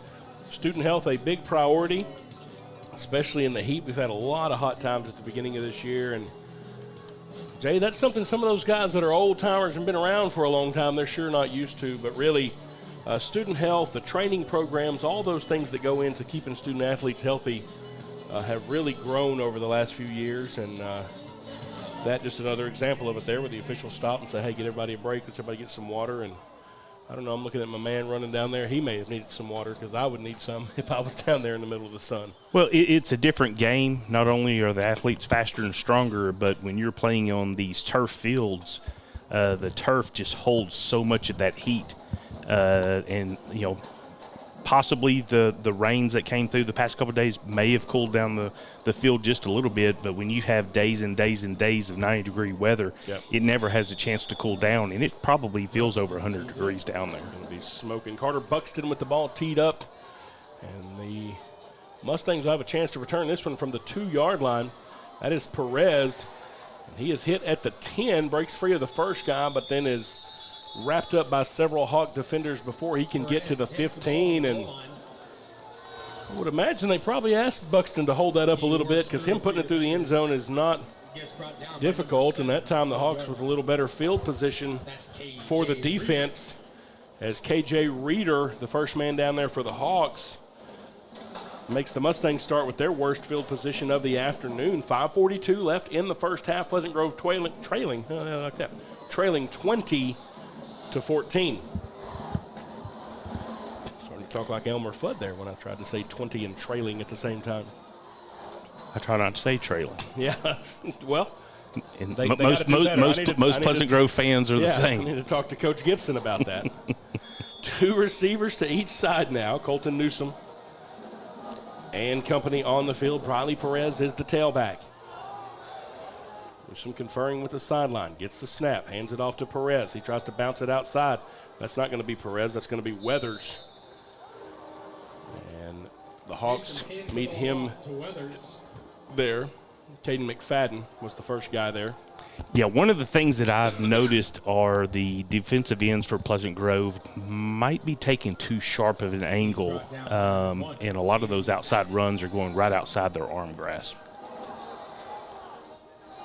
Now, once again, the Mustangs, and with 5 minutes left, you see they're trying to use a little bit of pacing, not moving quite as quickly, and you feel like they may want to try to limit this to a one-possession situation. Try a little pass out of the backfield to Keller Weathers. It's incomplete, and, boy, he takes a shot at the end of that, too. McFadden was coming downhill. I think Weathers may have just as well not have caught that ball because McFadden may have taken just an edge off before he got there, as opposed to if Weathers had had that football still. Yeah, that could have been a dangerous hit there had Weathers been able to complete that without bobbling it. On 3rd down and 7, the Mustangs bring everybody in very tight. Quarterback rolling to his left, little flood route, trying to find someone down the field. He's going to pull it down now, but does not have enough room to get down the field. KJ Reeder trips him up just past the line of scrimmage. It'll be 4th down, and the Mustangs will be set to punt. And now maybe the Hawks getting a little bit of momentum on our side as we're going to get the ball back to our offense with just under 5 minutes remaining in the first half of this one. Saw a couple of shots of the Pleasant Grove band getting warmed up over there. We will bring you their performance at halftime today, as well as the Showstoppers. We're celebrating their 40th year, so make sure you stick around and join us during halftime. Snap is back for the punter. Spiraling kick, bounces just at midfield. And Akari Johnson runs away from that one. It'll be down inside the 35-yard line at the 34. So the Pleasant Grove Hawks 66 yards away from a score and potentially being able to take the lead going into halftime. 4:23, as I said, remaining in this first half. Plenty of time to use everything in your arsenal. And really would like to see a couple of more runs. Jalen Boardley, of course, on the 70-yard touchdown tote to cut this lead to 6. Well, and although they are trailing, a score here would definitely start tipping the momentum going towards Pleasant Grove, and Midland having to exert all of that energy in this first half to possibly go into halftime down 1 point would definitely be something to be discussed during halftime. Absolutely. 3 receivers left side now, 1 to the right side for Corey Johnson and company.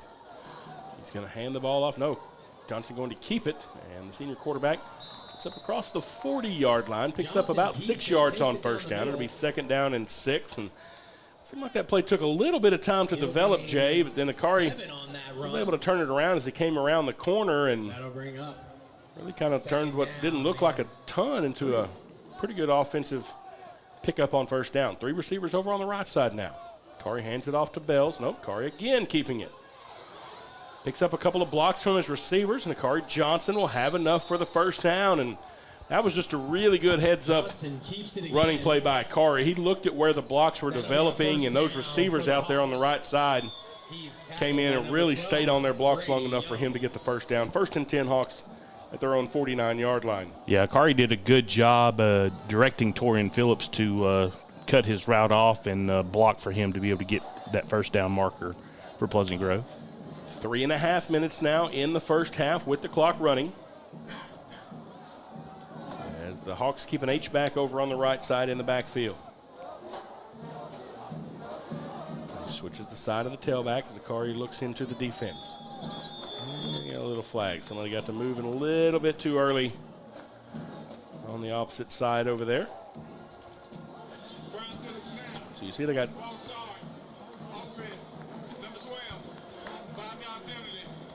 a wide receiver out there on the right side. Moving a little early. And so the 5-yard penalty moves it back inside the 45-yard line to the 44.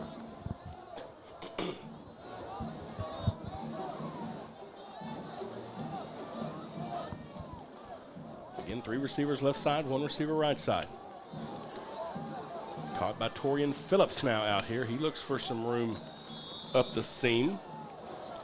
Torian gets it across midfield into Mustang territory down to the 46-yard line. Yeah, J.P. Rodriguez comes in and helps make that stop to keep him about 4 or 5 yards short of the first down. 2nd down and 5 now for Pleasant Grove. Big shot of the big guys up front there. As Akari gets the snap. This time the tailback is number 20, Christian Reitner. He'll be bottled up after a short gain inside the 45 to the 44. Yeah, I think if Reitner would have kept that going to the outside, he had some daylight. He decided to cut that right into the Mustang line and for a short gain there. 3rd down and 4 now for Pleasant Grove. You feel like in this part of the field, and especially with under 2 minutes in the first half, you're definitely in 4-down territory here, Jay. 150 on the clock as it rolls. Yeah, Caden McFadden in the backfield with Akari. And now the Hawks want to take a timeout and talk about it. 2nd timeout of the game for the Hawks, and really an important part of the game here. You talked about that momentum going into halftime, Jay. We do kick off to Midland Christian. They deferred after winning the toss, and so they will get the ball to start the second half. Defense really did a good job of getting off the field, getting us the ball back here, and you really the difference in going in down 6 and going in up 1, it doesn't seem like a ton on the scoreboard, but I think it could be huge as far as momentum goes. Well, and I think the momentum and plus the depth that Christian Midland has with them being such a smaller school, those 3rd and 4th quarters definitely start being, a little more taxing on the players as their conditioning comes into play, and especially on a hot day like this, the depth of Pleasant Grove could end up being, one of those difference makers today. Do want to remind you that the next 2 weeks in a row, you can catch the Hawks at home at Hawks Stadium. We have Frisco coming in next Friday. Then the Friday after that is homecoming versus Paris. Tons of activities planned for homecoming week. We'll talk about all those next week on the broadcast, but The next 2 weeks, you have an opportunity to join us at Hawk Stadium. We want to make sure fill up our home stands over there. All you folks that buy those reserved seats, come sit in them so we don't have a bunch of empty black chairs in the middle. We'll see you the next 2 weeks. Offense back on the field now after the timeout. Hand the ball off to Caden McFadden. Runs off tackle to the right, down inside the 45, all the way down to the 36-yard line. That's enough to move the sticks. 1st and 10 Hawks. K-Mac and Pleasant Grove using tempo now as they send 2 receivers over to the right side, flipping the formation. Hand it off to McFadden again, trying to follow the H-back. Going to be bottled up after a short gain of 2. It'll be 2nd down and 8 to go. They send him out to get a drink of water as Nick Bells comes back in, the sophomore tailback for the Hawks. 1:05 and rolling. Yeah, Kalen Ramos was there on the defensive line stop there for McFadden. Kari waiting on the snap now. Looking to his left, wants to throw. Now looking to his right, has a man down the field. In the air. Gibby. Caught. Touchdown, Jackson Gibson. You called it when it was in the air. The man they called Gibby, open in the end zone. Akari put it right there on that number 4, just like he was handing it to him.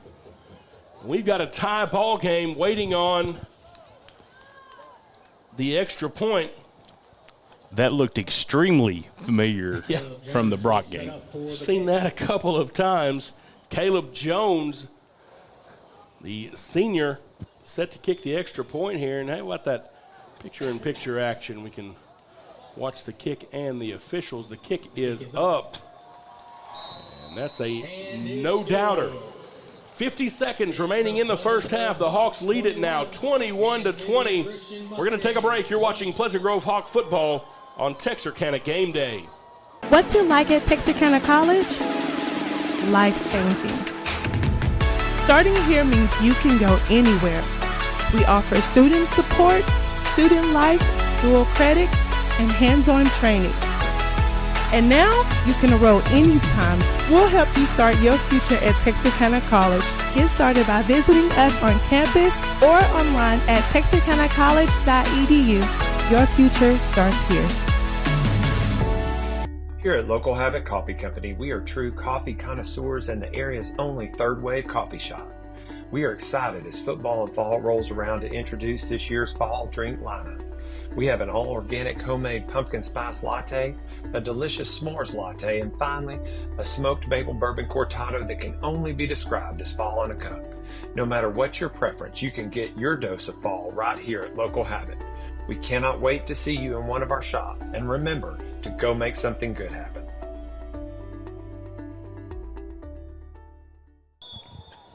Carter Buxton and the Pleasant Grove Hawks set to kick off after the Jackson Gibson touchdown. Gives the Hawks a 1-point advantage. High end over end kick fielded by Briley Perez at the 1-yard line for the Mustangs, and the Hawks close in on him just across the 15 at the 17, and I think they may have found something there with Buxton being able to put that ball just outside the end zone and elicit a short return for the Mustangs. 43 seconds, Jay, and I'm interested to see if the Mustangs are content to take this thing into halftime or if they try something. If so, it'd be a beautiful time for a pick six here in this ball game to really get this momentum rolling.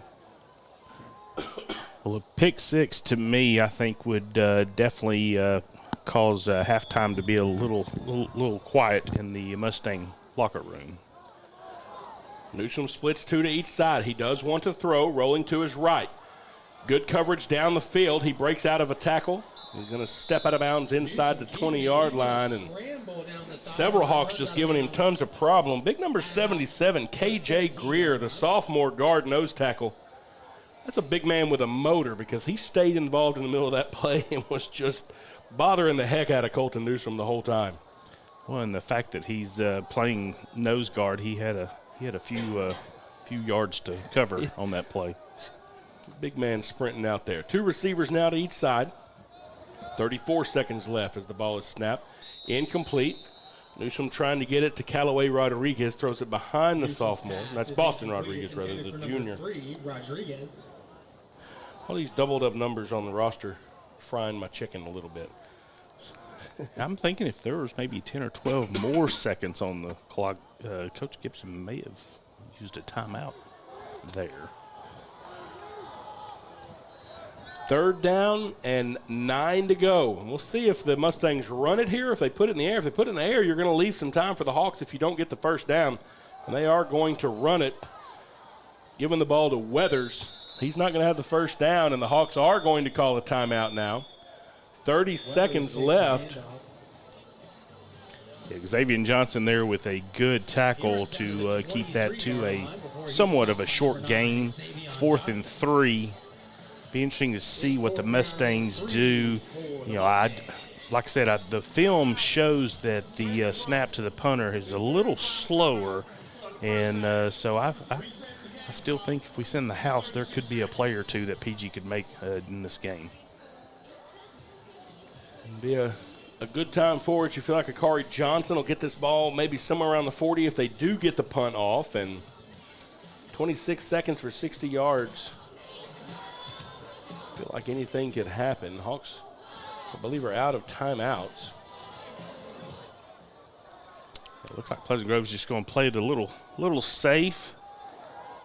Maybe try to set up a return here. Again, Akari Johnson is standing near the Hawk 40, waiting on the punt.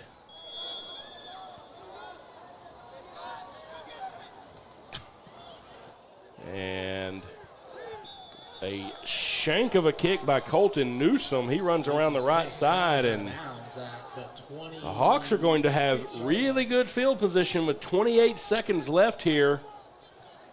I can't tell if we got I think a Hawk may have got a hand on that ball. It's 1st and 10 for the Hawks. 1st and 10, Pleasant Grove at the 28-yard line. We don't have a replay there, but yeah, it looked like it was in the area of a hand getting in there. And yeah, we had the conversation earlier about momentum, and a 28-second scoring drive here will definitely shift it towards Pleasant Grove. Jaden Scales comes by himself to the left side of the formation. 3 receivers are over on the right side. Akari Johnson back in shotgun. He wants to throw, looking to his right, trying to get it down the middle. Incomplete. Hawk and a defender both had their hands up in the middle of that one. Really, that one made me nervous. It looked like it could go either way. It ended up incomplete, intended for Torion Phillips. What do they say? Every time you throw the ball, 3 things can happen, and 2 of them are bad. Exactly. We'll take the lesser of 2 evils on that one with the incomplete pass in a ball that kind of went through the hands of both the receiver and the defender. Yeah, Boston Rodriguez there for in the defender spot there, and basically kept Pleasant Grove out of the end zone by making that stop there. 2nd and 10 from the 28. Akari looking right, pulls it down now, being pursued from behind. Akari Johnson just going to step out of bounds to kill the clock. 14 seconds left. He runs out of bounds at around the 25-yard line. He picks up 3 yards. That matters less than the time. Brings up 3rd down and 7 for the Hawks.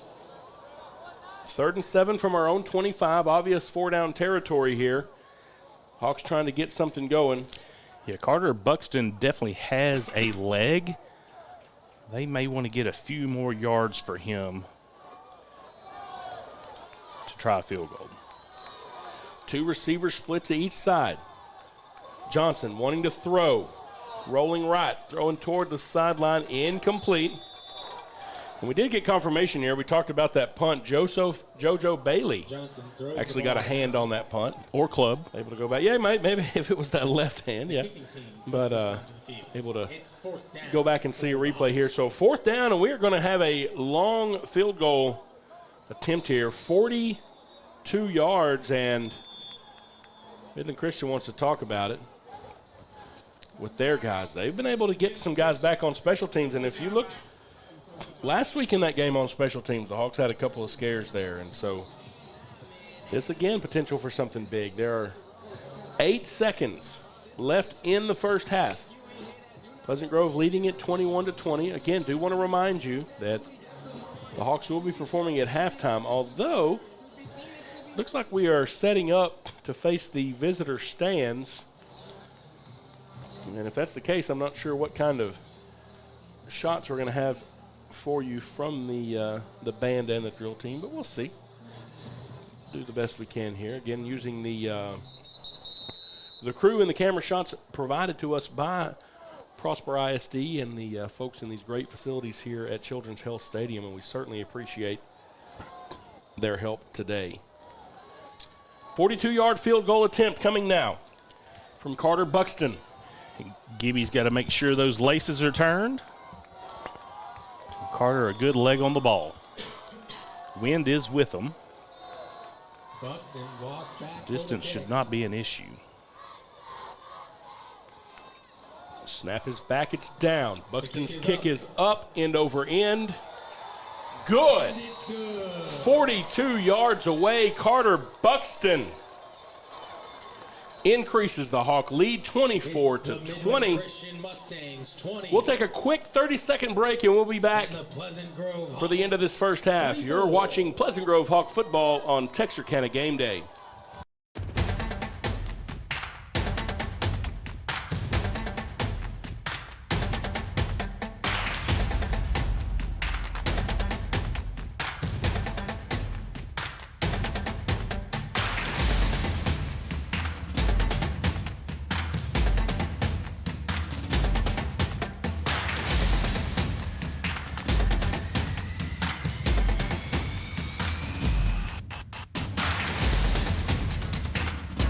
All right, welcome back here as the Hawks lead grows 24-20 on the 42-yard boot of Carter Buxton. And I tell you, Jay, having a kicker that you feel comfortable with past 40 yards in high school is a nice luxury to have.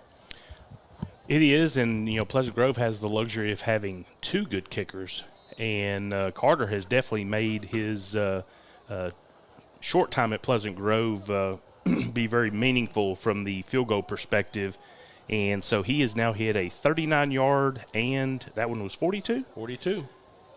Now Caleb Jones, speaking of having two kickers, which again something great to have, Jones is set to kick off here for the Hawks, and we'll see if we're going to just try an onside or give it a little chance to practice something different here with Jones. A little end-over-end kick, and it goes out of bounds. So there'll be a flag on that, and it will give the Mustangs a chance at one play before halftime, and we'll see if they roll the dice here and try to get something down the field, or if they're content just to try to run it and get into the halftime locker room. So, Jay, really the first quarter for the Hawks kind of started off kind of lackadaisical, and, man, this thing, you started looking at it and went, this could get away if we don't get something going. All of a sudden, we got a little spark from the defense. Big play by Boardley.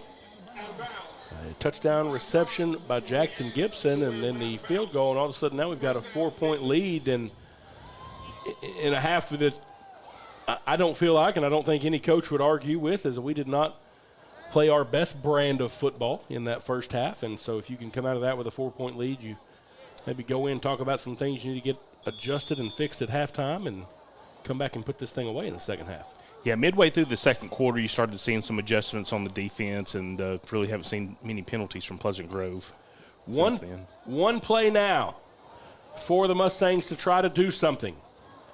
Newsom wanting to throw. Fires. Incomplete. There's a flag on the play. Probably something to do with big number 71 being across midfield when that ball was thrown.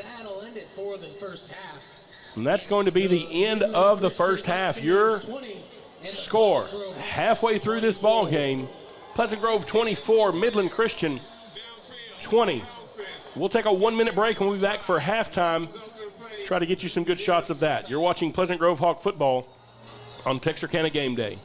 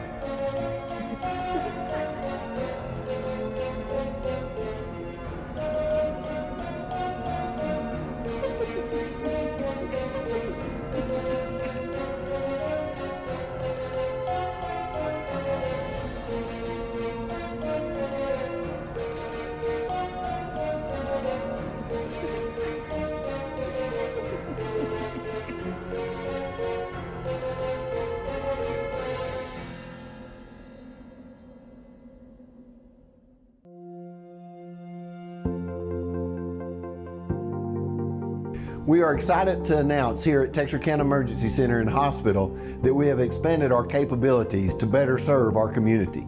As a hospital, we have the capability for inpatient services. After your outstanding emergency care, we can smoothly transition you into one of our new inpatient rooms that have telemetry monitors in every room to continue your concierge medicine care. While our patients continue receiving their care in their inpatient suites, we also make sure that your loved ones are taken care of with our outstanding facilities. Our added services include a procedure room and also the capability of MRIs. With our imaging, we are able to offer outpatient, inpatient, and emergency room, MRI, CT, ultrasound, and X-ray. We are honored by your support and look forward to serving all your future medical needs.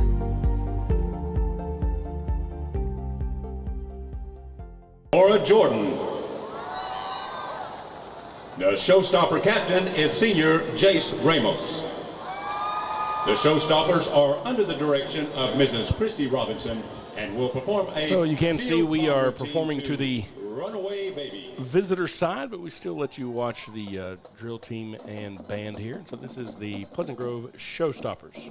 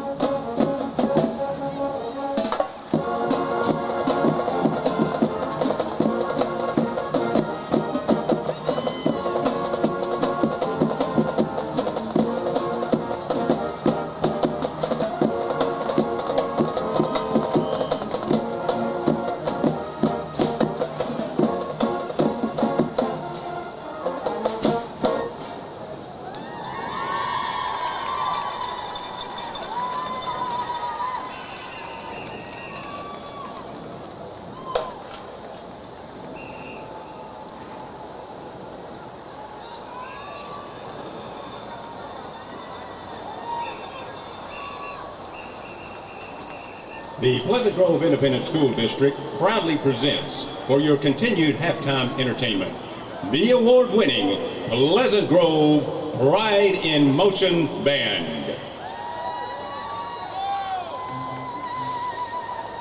The Pride in Motion Band is led on the field by junior drum majors Deanna Dyer and Owen Braza.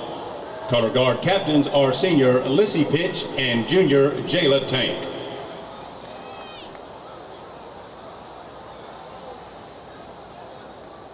All right, that was the Pleasant Grove Showstoppers. Now the band getting set up. And again, a neutral side, generally you perform to your own side. So if you see what's going on there, do want to let you know here in a few weeks on September 30th, that Saturday, Pleasant Grove will be hosting a band competition at Hawk Stadium. We would love for you to come out, support not only the Pleasant Grove band, but all the area bands. It's a good fundraiser, helps raise money for the band boosters, but also just a great way to check out some of these kids and the hard work that they've done all year long getting ready for their marching competition season.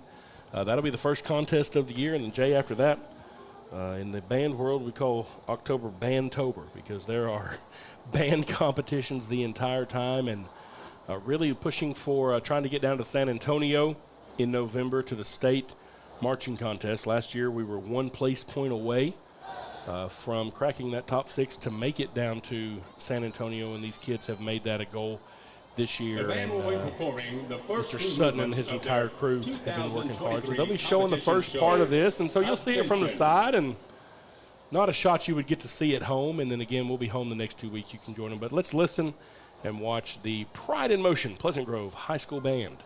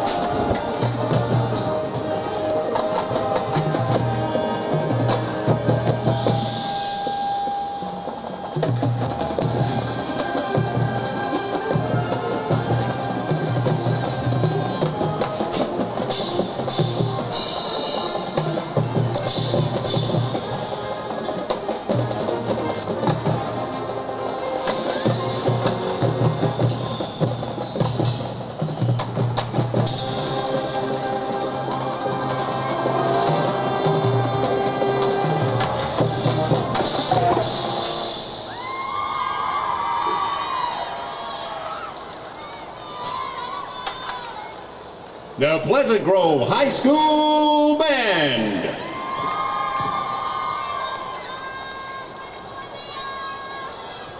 The Pride in Motion Band is under the direction of Jay Sutton, assisted by Jody Digby, Devin Seitz, Anna Sutton, Kevin Sutton, and Ed Grissom. Soloists in tonight's performance include freshman Eldon Braza and senior Lori Ann Hensel.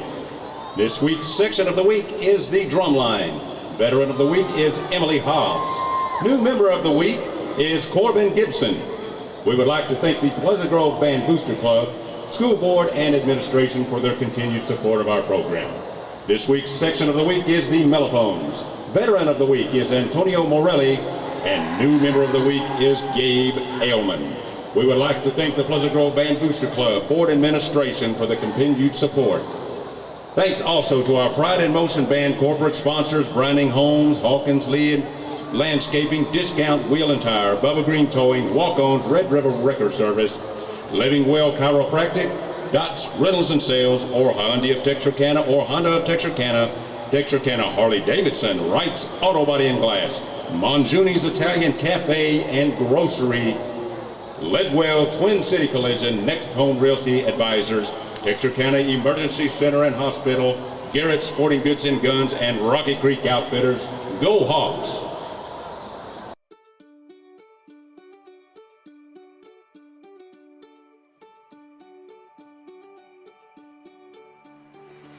Life is busy, and we get it. The State Bank mobile app was designed to make banking more convenient for you. Check account activity, make transfers, pay bills, and manage your debit card in a snap. You can deposit checks from the convenience of your home or wherever life lands you. The State Bank app lets you organize your accounts, manage alerts, and easily email our customer service experts. Now that you have State Bank at your fingertips, you can spend more time doing what's important to you. Your family, your bank, State Bank. Whether you're looking for a new or pre-owned car, truck, or SUV, or maybe a new or pre-owned boat or RV, care for a car wash, had a fender bender, or you need service on your vehicle, boat, or RV, we have it all when you let us exceed your expectations at Greg Orr Auto, Marine, and RV in Shreveport, Texarkana, and Ashdown. Shop hassle-free and always be treated like family while choosing from our sensational selection. In Shreveport, visit Orr Acura, Orr BMW, Orr Cadillac, and the Greg Orr Pre-Owned Super Center. In Texarkana, Classic Buick GMC, Classic Cadillac, Classic Chrysler Dodge Jeep Ram, Classic Kia, Classic Mazda, Classic Pre-Owned, the Classic Car Wash, Greg Orr Marine and RV, Greg Orr Collision, and Classic Chevrolet in Ashdown. Or visit gregorrauto.com.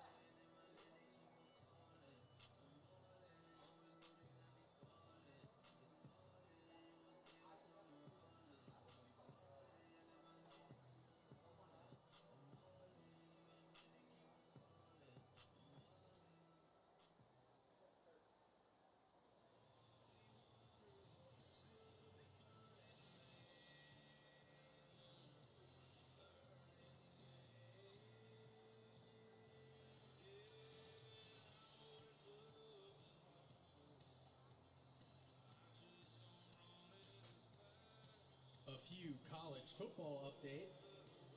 It was Penn State 63, Delaware 7. Dion and the Buffaloes in Colorado 36 to Nebraska and the Cornhuskers 14. Kansas State 42, Troy 13. And Utah 20 to Baylor 13.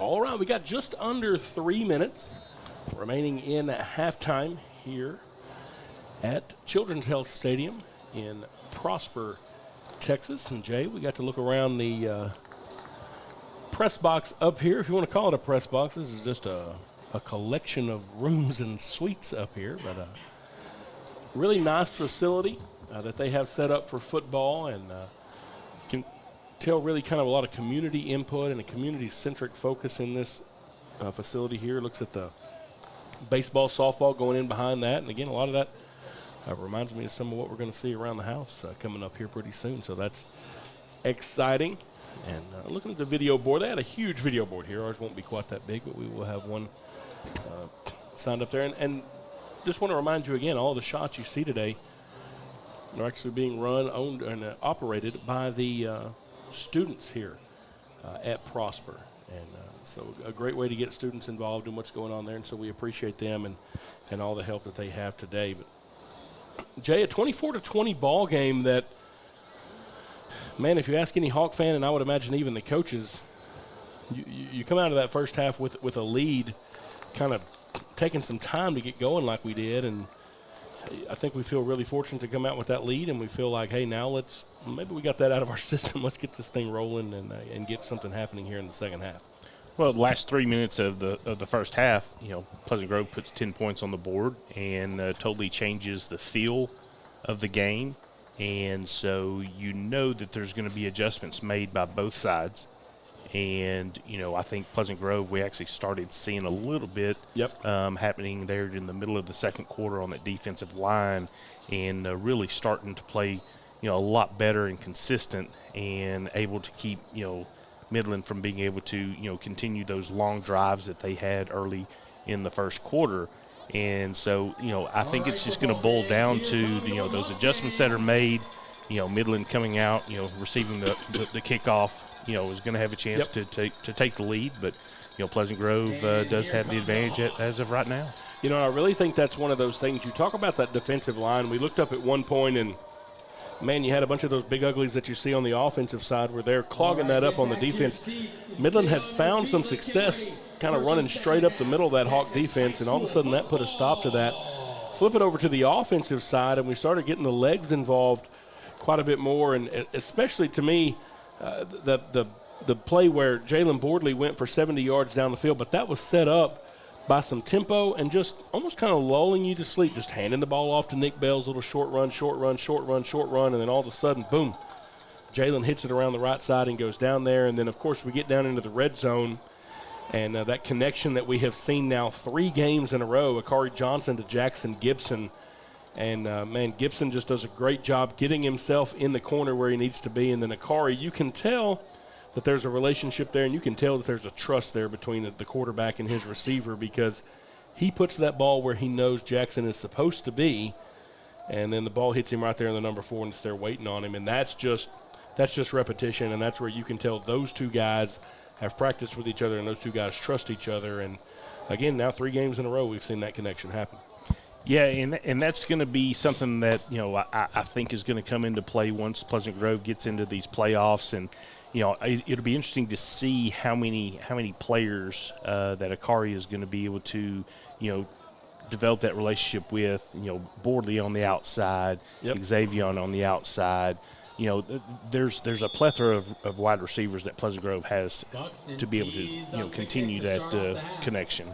So we'll get this thing started here in the second half. Carter Buxton kicking off for the Hawks. And this one is going to bounce just north of the P in Prosper. And we'll start this thing off with a touchback. And the Hawks special teams coming off the field with a fire and a bounce there. And, again, you went in with the lead, but I think you look at the way Coach Gibson responded to a couple of situations early in that ball game, and I would imagine that nearing halftime, maybe a couple of intense moments of fellowship could have happened in the halftime locker room there. And so I'm interested to see some fire from this Hawk team as we come out of halftime and see what that looks like.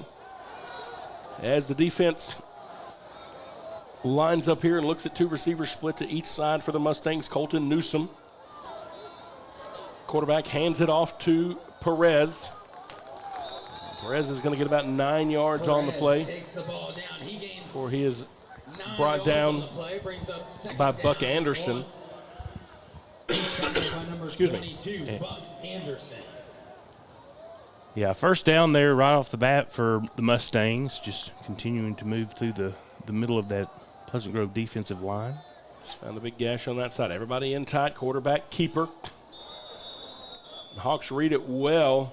They only needed about half a yard. That's all they got, but it is enough to move the sticks. So it'll be 1st and 10 after the QB sneak. I don't know who you give the credit on the tackle to. Everybody was in the middle of that. Well, I actually thought that first run was enough for the first down. Now they split it back with 2 receivers out to each side. Newsom with the hard count, tries to see if he can get the Hawks to commit to a blitz or what they're going to do. Now he looks over to his coaches. Makes the adjustments with 13 seconds on the play clock. McFadden's sneaking up. High snap, bounces over the quarterback's head. He's trying to pull it down, see what he can get. And he is going to be brought down from behind. Good pursuit by the Hawks. 56, Cade Martin coming in from the defensive end position to bring him down from behind. To be about a 1-yard gain on the play. 2nd down and 9 to go. And those were some of the miscues that I did see in the previous week. That one making itself known with a high snap. Mustangs lining up like they're going to use tempo, but then still looking over to the sideline. 3 receivers to the right side. That slot receiver lined up really tight in the formation there.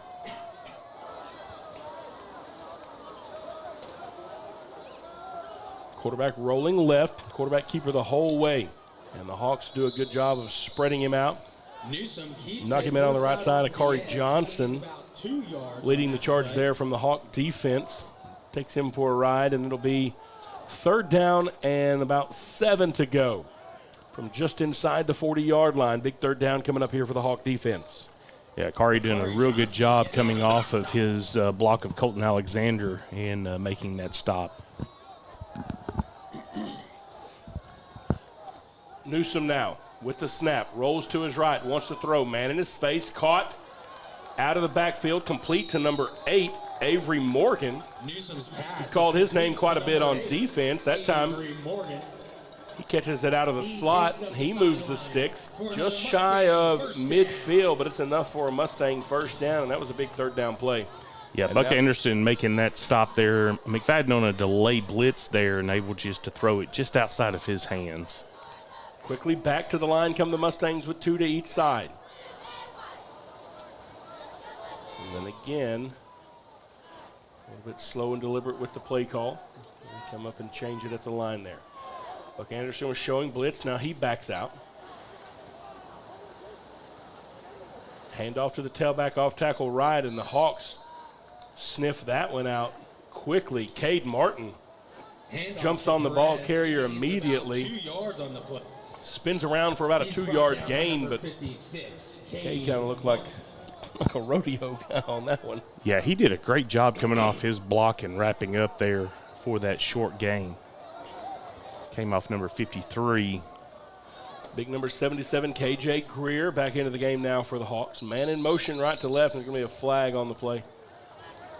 Somebody on the Mustangs got moving just a little bit early.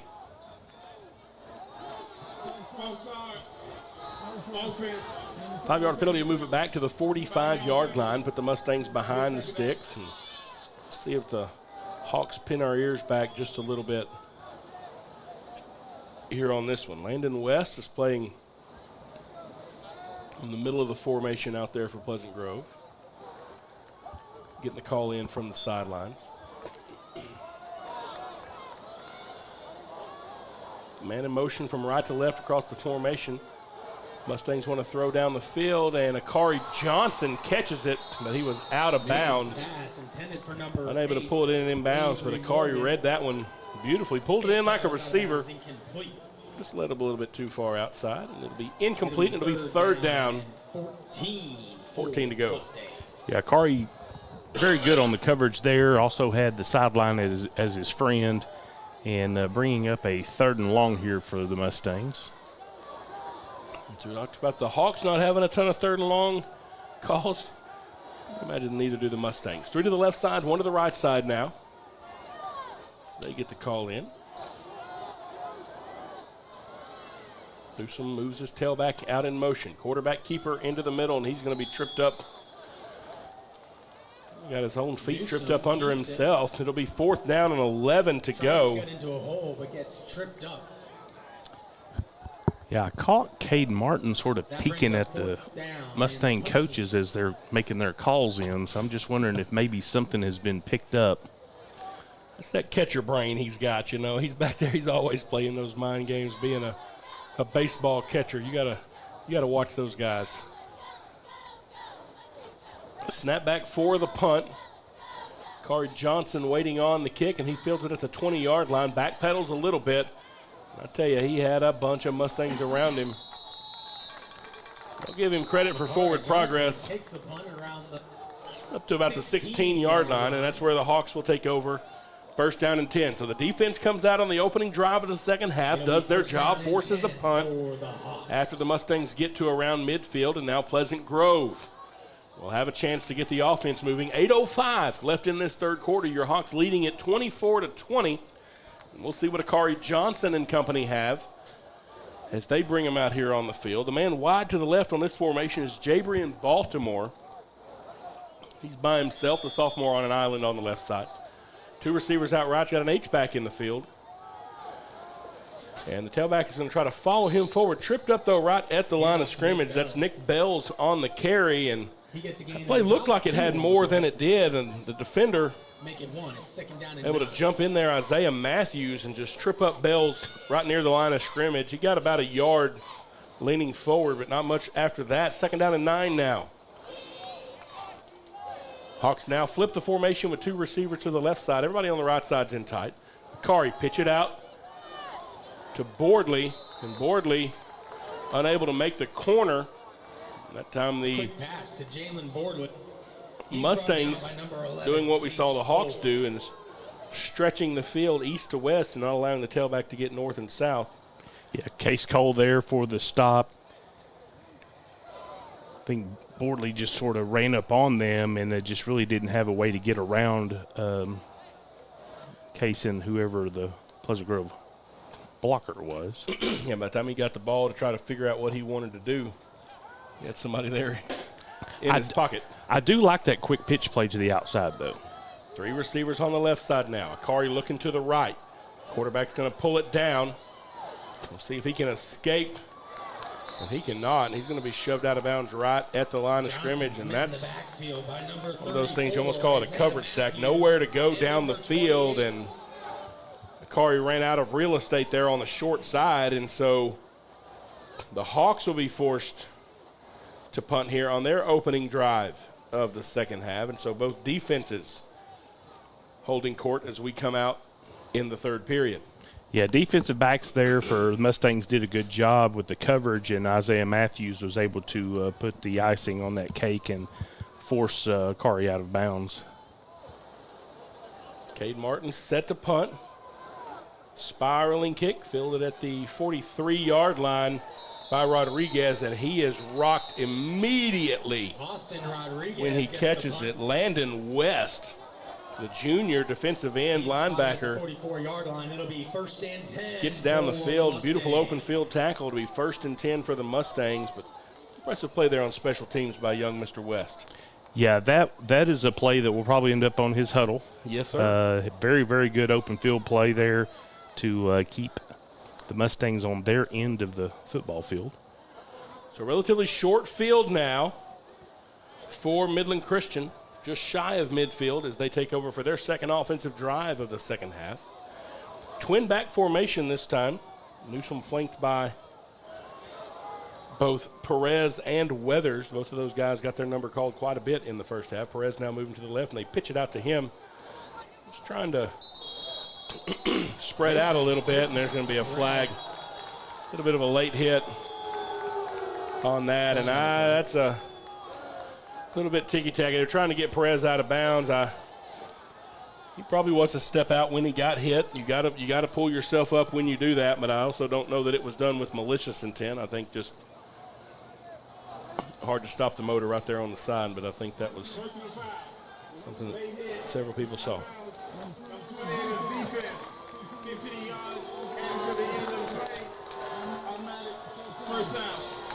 Going to add 15 yards to the end of that.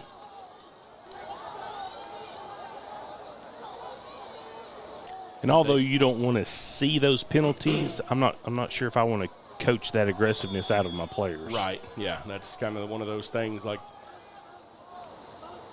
it seemed like just maybe the motor going a half second too long.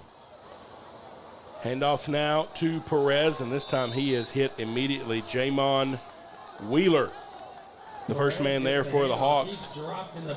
That one was read well, and Wheeler with a tackle for no gain. I don't know how much looks Wheeler has, but I have a feeling that young man can play ball at the next level, and I think he'll start getting some very keen interest in the next few weeks.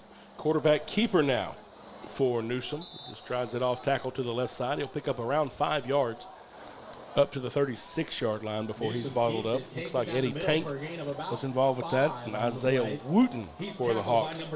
Yeah, I would suspect that this will not be the last Saturday that Jamon Wheeler plays on. 3rd down and 5 now for the Mustangs inside Hawk territory at the 36-yard line. 5:28 left in the third quarter of the ball game. Newsom rolling to his right, wanting to throw. Has a man that's caught by Morgan. Avery Morgan shoved out of bounds near the 25-yard line. It'll be enough to move the sticks. And he's pushed out of bounds by the third receiver over on the right side here, but there is a flag. It's in the area of a hold, and we'll see what the call is. Yeah, Jamin Wheeler was coming off the edge, and it was either hold him or allow him to get to the quarterback. Your quarterback tattooed. So, again, a first down coming back because of penalty. And we saw the Mustangs run into that at the end of the first half, and the Hawks were able to take advantage, and we'll see if we can do that there. And that's one of those, sometimes you just put those linemen in a bad spot. They got to make a decision. Sometimes they decide on self-preservation. Man in motion sends 3 receivers over to the right side now as Newsom rolls that way. He has a ton of room in the middle of the field, cuts it back at the 30, and Newsom is on the move. One man left to beat down there, and K.J. Reeder gets over and makes the tackle near the 11-yard line. And, boy, the Mustangs sent everybody to the right, and all of a sudden when Newsom looked to the left, there was not much between him and the end zone on the left side of the field. Reeder with a good job to come all the way across from the near hash to make that tackle on the opposite side of the field, but sets the Mustangs up deep in Pleasant Grove territory. One man is wide to the right out here by himself. That's number 9, Dax Morgan. Everybody else for the Mustangs is in tight, and they hand the ball off to Perez, and he again is hit immediately, and the Hawks are reading something well. Perez takes the handoff. On that defensive line. Isaiah Wooten makes the first stop and then hangs on to him to get that tackle. A couple of big plays by Wooten on this drive. We called his name, and something that he's picking up. He's able to get back there and get a hold of that ball carrier pretty quickly. Perez scored a couple of times from around this area of the field in the first half, and the Hawks trying to keep that from happening again. Same formation now. Wooten keeping it around the right side, trying to follow his blockers, dives down near the goal line. He'll be down at the 2.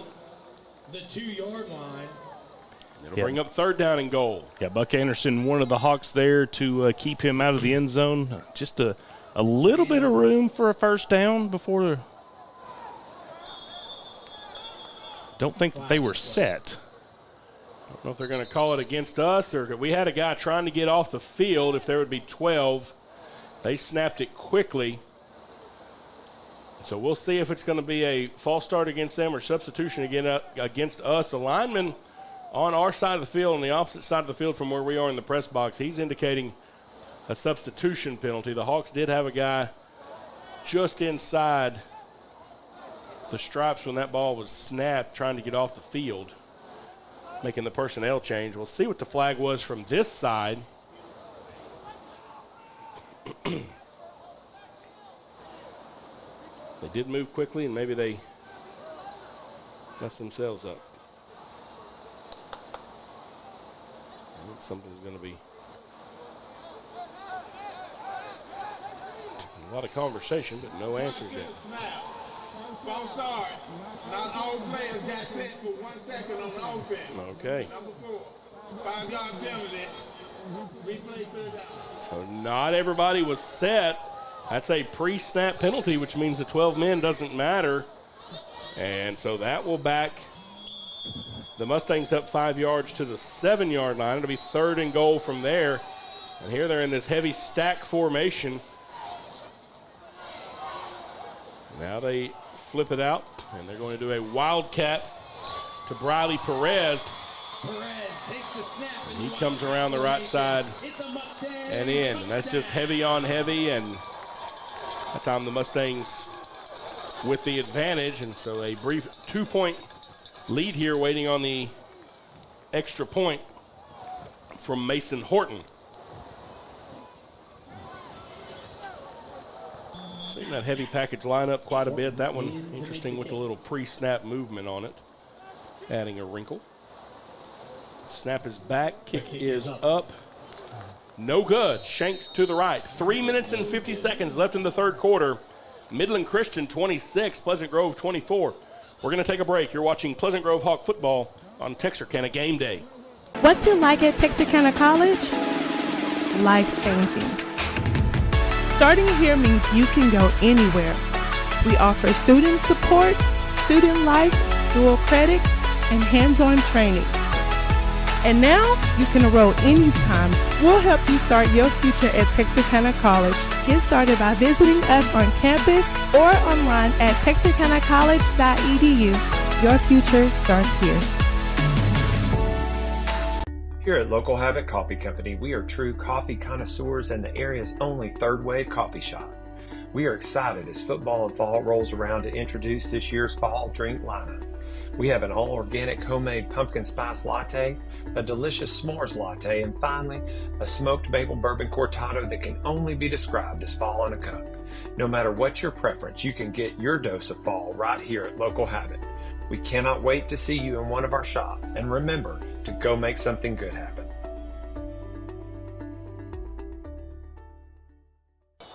Mason Horton set to kick off for Midland Christian as we are back here in Prosper.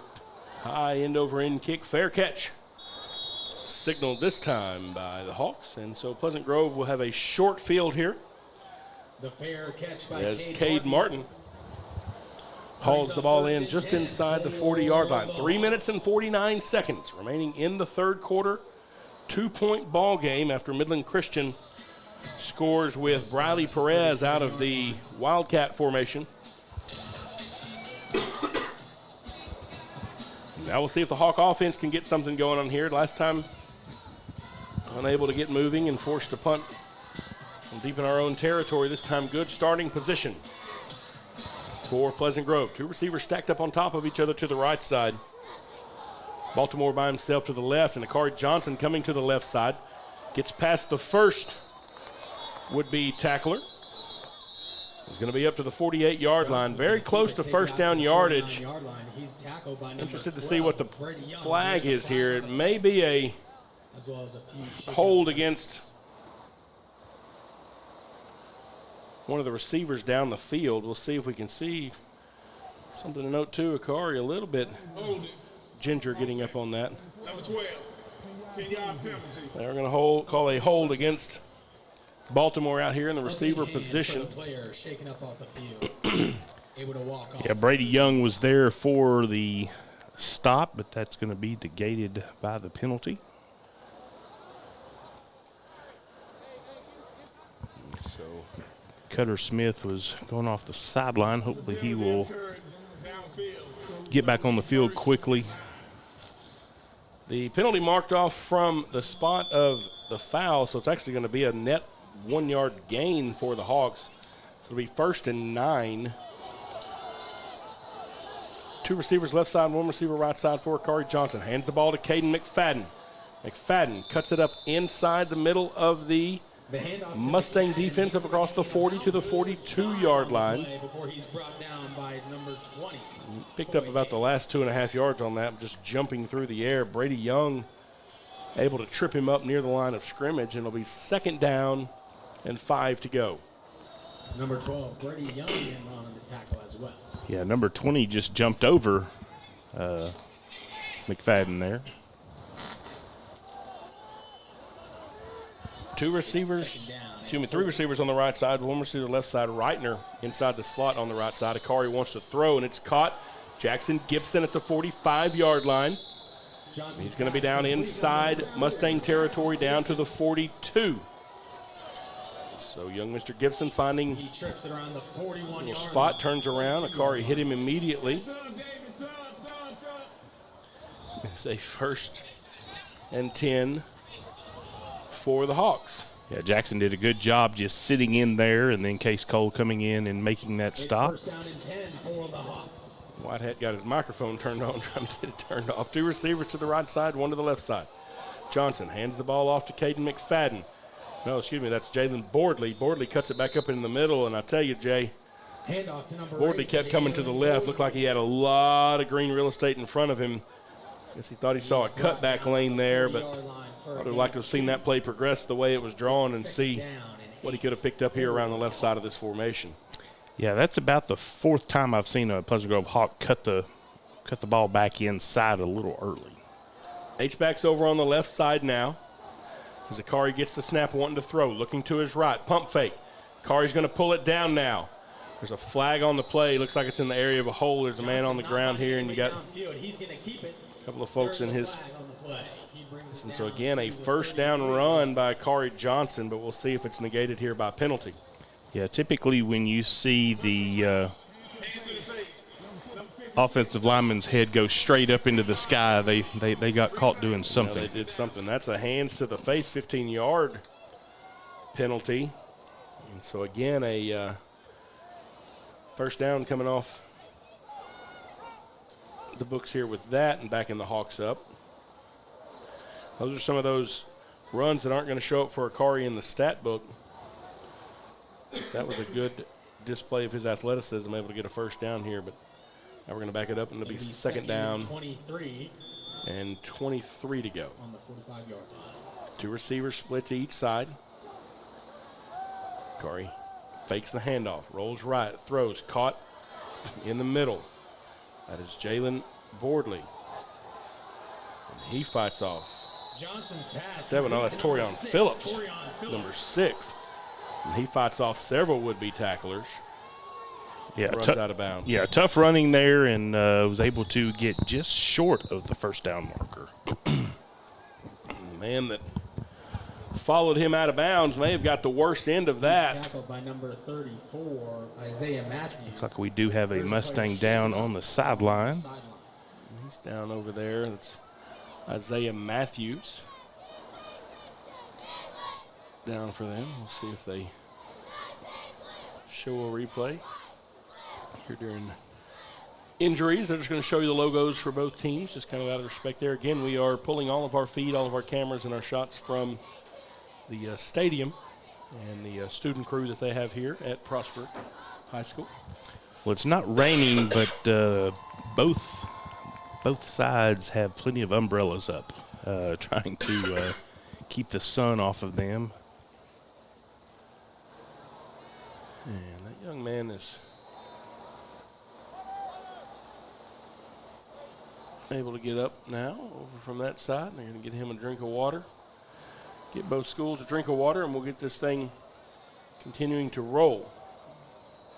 So Torian Phillips caught the ball there out of the slot and really just, it's almost like backyard football there. Had to just find a spot open. Akari needed somewhere to go, got it to him, and then Torian did the rest himself. And big stiff arm there at the end to take the ball, the would-be tackler with himself out of bounds. And it will now be third down and 3 from the Hawks from the Midland 35-yard line. Certainly 4-down territory here. Everything open for the Hawks in the playbook. And we'll see what we come back with here after the little breather for the timeout. There's a coach. Yeah, Kari did a little extra communication to Gibson as he left the huddle. 3 receivers to the left side. Jackson Gibson is in the middle of this formation to the left. Kari Johnson, quarterback keeper in the middle, has some room, bounces it outside, 20, 15, 10, 5, touchdown Hawks!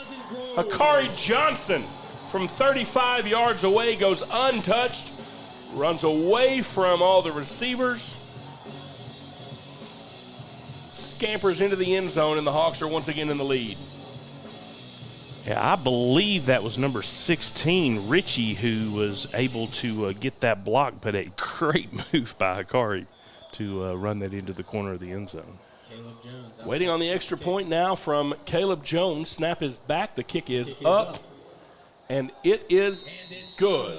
1 minute remains in the third quarter. Your score, Pleasant Grove 31, Midland Christian 26. We're going to take a break. You're watching Pleasant Grove Hawk football on Texarkana Game Day.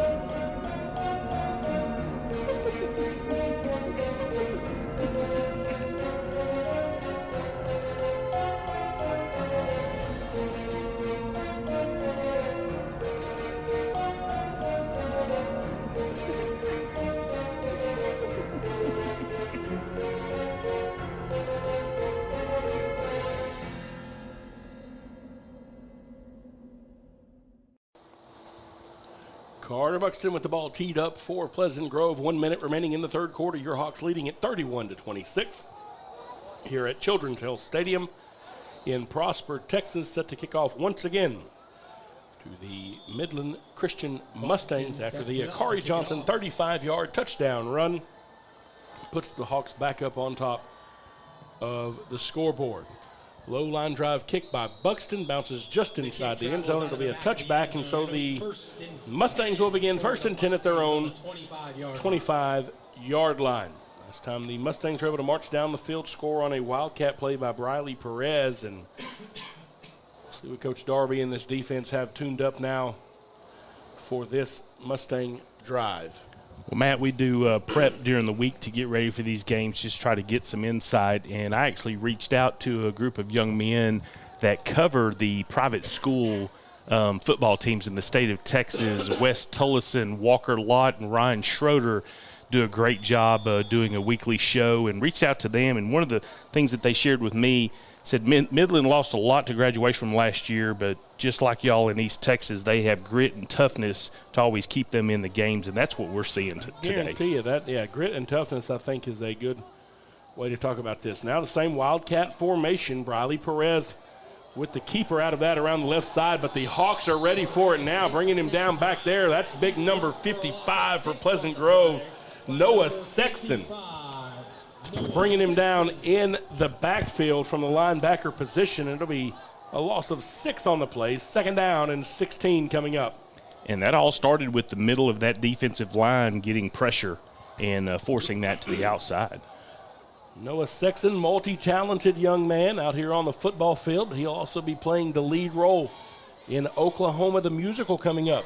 And coming the Pleasant Grove Curtain Call Theater production. And coming into this game, he was tied with most tackles on the team. 2 receivers right side, 1 to the left side now as Newsom rolls to his right, wanting to throw, tipped, incomplete. Dangerous play that time as it bounced out of the hands of Tristan Camacho.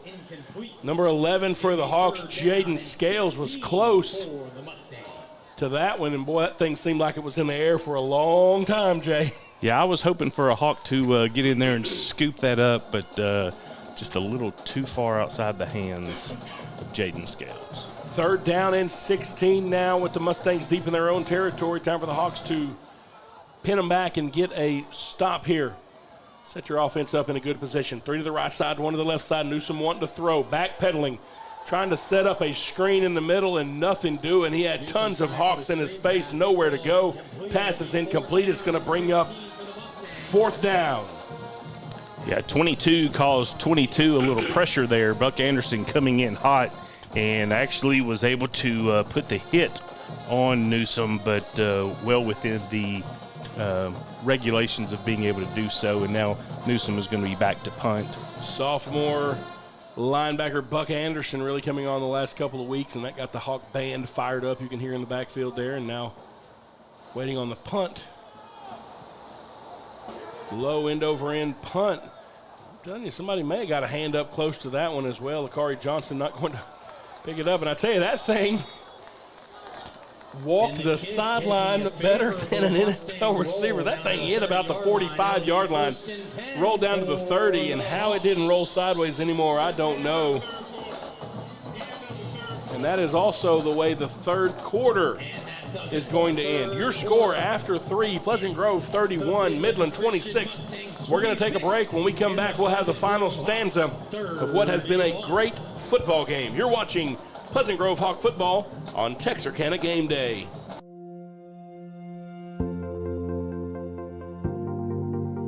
We are excited to announce here at Texarkana Emergency Center and Hospital that we have expanded our capabilities to better serve our community. As a hospital, we have the capability for inpatient services.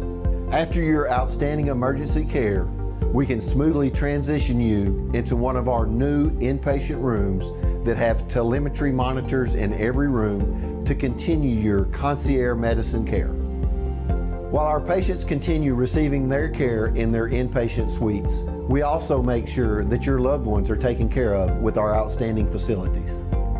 Our added services include a procedure room and also the capability of MRIs. With our imaging, we are able to offer outpatient, inpatient, and emergency room MRI, CT, ultrasound, and X-ray. We are honored by your support and look forward to serving all your future medical needs.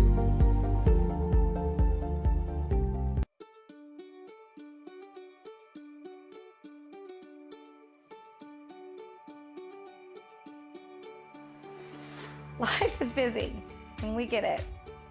The State Bank mobile app was designed to make banking more convenient for you. Check account activity, make transfers, pay bills, and manage your debit card in a snap. You can deposit checks from the convenience of your home or wherever life lands you. The State Bank app lets you organize your accounts, manage alerts, and easily email our customer service experts. Now that you have State Bank at your fingertips, you can spend more time doing what's important to you. Your family, your bank, State Bank. Whether you're looking for a new or pre-owned car, truck, or SUV, or maybe a new or pre-owned boat or RV, care for a car wash, had a fender bender, or you need service on your vehicle, boat, or RV, we have it all when you let us exceed your expectations at Greg Orr Auto, Marine, and RV in Shreveport, Texarkana, and Ashdown. Shop hassle-free and always be treated like family while choosing from our sensational selection. In Shreveport, visit Orr Acura, or BMW, or Cadillac, and the Greg Orr Pre-Owned Super Center. In Texarkana, Classic Buick GMC, Classic Cadillac, Classic.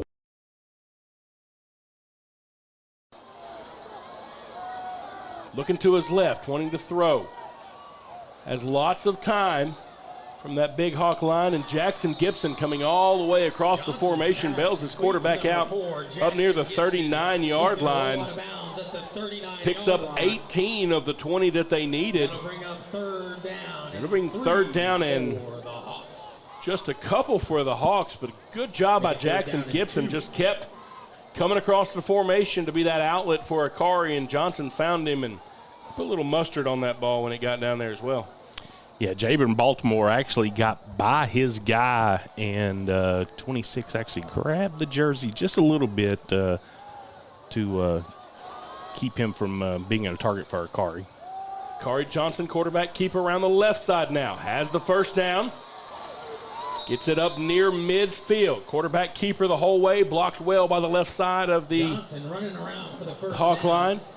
He gets back there, 1st and 10. He's going to be brought down by number Pleasant Grove. Kalen Ramos.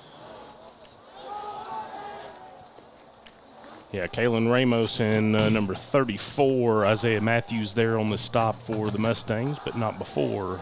Johnson did get a first down for the Hawks. Clock right around 11 minutes remaining in the ball game. Hawks leading by 5. 2 receivers to the right side, to the left side. Akari Johnson wants to throw. Pump fake, pulls it down. Has some room in the middle, uses the umpire. Akari Johnson at the 30, makes the man miss at the 20. 10, 5, touchdown Hawks! Akari Johnson from 51 yards away. For the second time this afternoon, the senior quarterback calls his own number and punches it in. Well, Avery Morgan has had his name called a lot tonight, but the fake pump that Akari just did on him will not show up on his huddle. Waiting on the extra point now from Caleb Jones. Kick is up, and it is good. 10 minutes and 49 seconds remaining in the ball game. The Hawks open it up 38-26 over Midland Christian. We're going to take a break. You're watching Pleasant Grove Hawk football on Texarkana Game Day.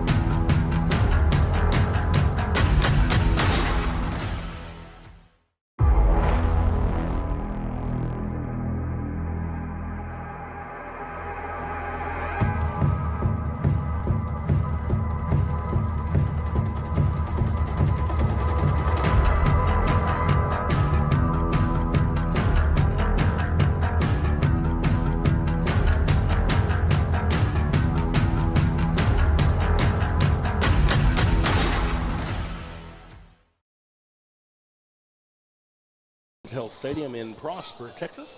10:49 remaining in this ball game. The Hawks leading it 38-26. Again, in one of the scheduled water breaks here, so the referees have them overdoing that. You just saw that ad for Fields of Faith coming up. Red River FCA hosts that every year at Hawk Stadium. That's coming up on the 27th at the end of this month. You're not going to want to miss that. Always a great time on that Wednesday night. Come out and be a part of Fields of Faith, one of 6 Fields of Faith that Red River FCA is doing all across Northeast Texas and South Arkansas this year.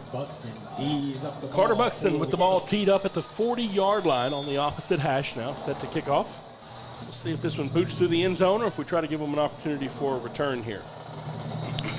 Nope. We'll blow the whistle and see what happens. The ball went to moving around a little bit by itself. We'll see a little bit of wind moving down on the field especially. You can see some of the umbrellas moving around. There's a flag laying down in the corner.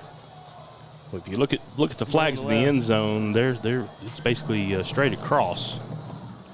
High end over end kick, and there will not be a return on this one. It bounces out of the back side of the end zone. It'll be 1st and 10 for the Mustangs. And so the Mustangs will have it on their own 25-yard line. We do see them looking over there. A fire truck from the Prosper FD out here. May have somebody dealing with a little bit of heat. Right when we got here, there was an ambulance from the fire department here. It is a hot day for a lot of your folks in the stands, so hopefully they're doing okay. Coach Fincher talking to one of his guys over there on the sidelines. He's just ready for that baseball field to be done on the north end of the field there. Mustangs back on offense now. Newsom, quarterback keeper, coming around the left side, picks up a couple of blocks in front, trying to cut it back into the middle. Jamon Wheeler trying to force the ball out. But Newsom able to pick up 9 yards. 8 yards on first down, 2nd down and 2 to go. Yeah, Newsom just very, very good on his feet. Able to pull that ball down and get some positive yards for the Mustangs. Everybody in tight for Midland Christian except the one guy to the left. Hand off to Perez, the tailback. They'll have enough for the first down, but just that, up across the 35-yard line near the 37. Good little patient run that time by Perez, and he brings a load, 6 foot 190.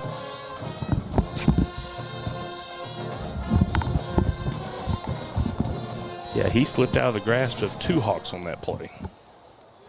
Newsom, quarterback keeper again to the left. This time, Hawks meet him at the corner. That's number 55. We've talked about him a couple times tonight. Noah Sexton. Before he stopped by number 55, Noah Sexton. Puts a good little tag on the quarterback there as he comes around the left side.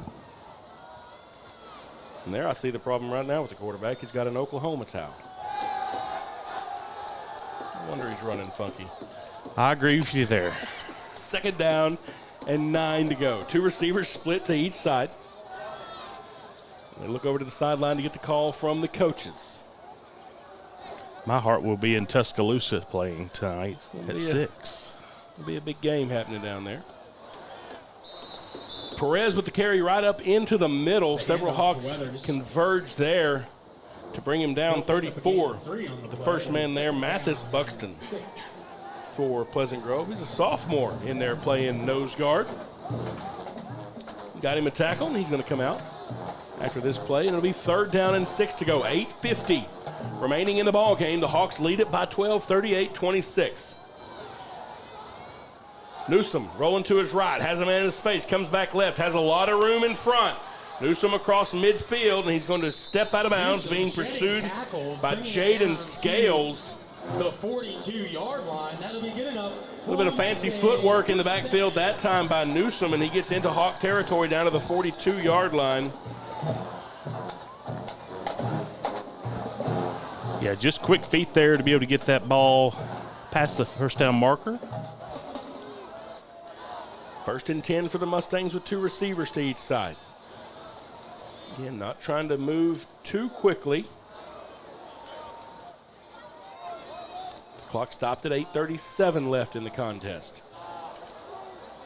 Newsom wants to throw. Incomplete. Little bit low, trying to set up a wide receiver screen out to Avery Morgan. Avery Morgan. Yeah, Jaden Scales actually did a good job getting through that block. I think he would have been there at the time of reception for a short gain anyway. 2nd down and 10 now.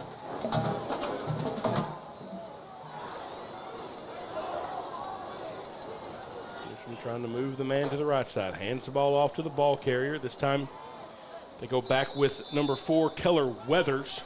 The handoff to Weathers. Just a little off tackle to the left, and that offensive line got a pretty good push that time. All the way down inside the 40 to the 37-yard line, and to bring up 3rd down and 5. Yeah, KJ Reeder had to come up from the safety position to be able to make that stop for Pleasant Grove. Big 77 KJ Greer and 75 Caleb Hackelman doing work in the middle of that defensive front for the Hawks.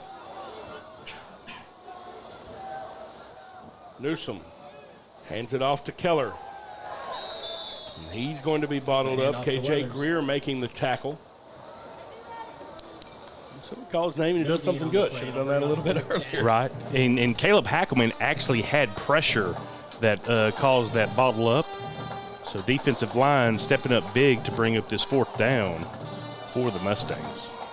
4th down here. Now Newsom punted for them earlier. You feel like this is 4-down territory. We'll see if they try to sling it around, try to do something. Newsom running to his right here. Has some room in front. Fires, caught. Complete to Keller Weathers, and that's one of those things. You had the linebacker out there on an island. If he steps forward to account for the quarterback, he throws it over his head. Or if he stayed back there with the receiver, I think the quarterback would have had it, and that's just a pretty good play call. And it moves the sticks. See if we can see that bend don't break defense here by Pleasant Grove as the field shortens up. 1st and 10 for the Mustangs from the Hawk 28-yard line. Newsom comes to the line to make sure everybody knows the play call with 2 receivers out to each side. Weathers lined up to his left in the backfield. They hand it to Weathers, trying to get forward. He just leans in for about 5 yards.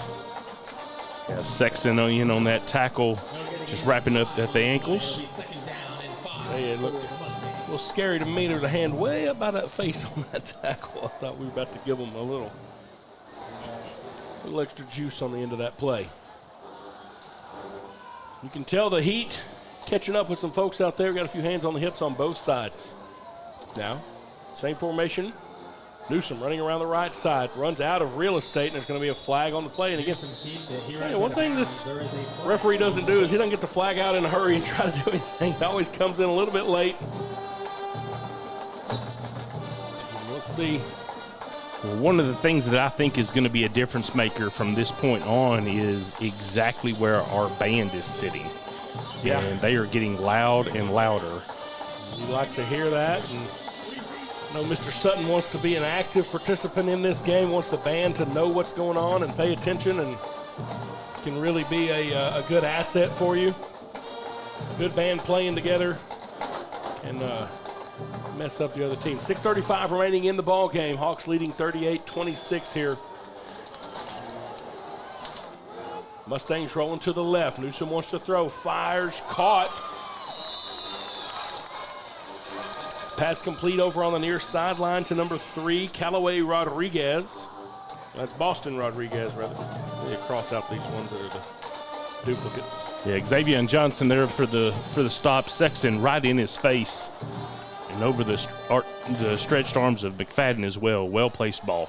Mustangs quickly back to the line here. 3rd down and 7. You know they're in 4-down territory. Hawk defense needing to stiffen. Quarterback trying to keep it around the right side. Will not be able to make the corner. Hawks meet him out there at the point of attack. Keeping it. No gain on the play. Brings up Caden McFadden, the first man there. He's a little bit slow to get up, but made a beautiful play there. And he was waiting for Newsom when he tried to turn north and south. It'll bring up 4th down and 7.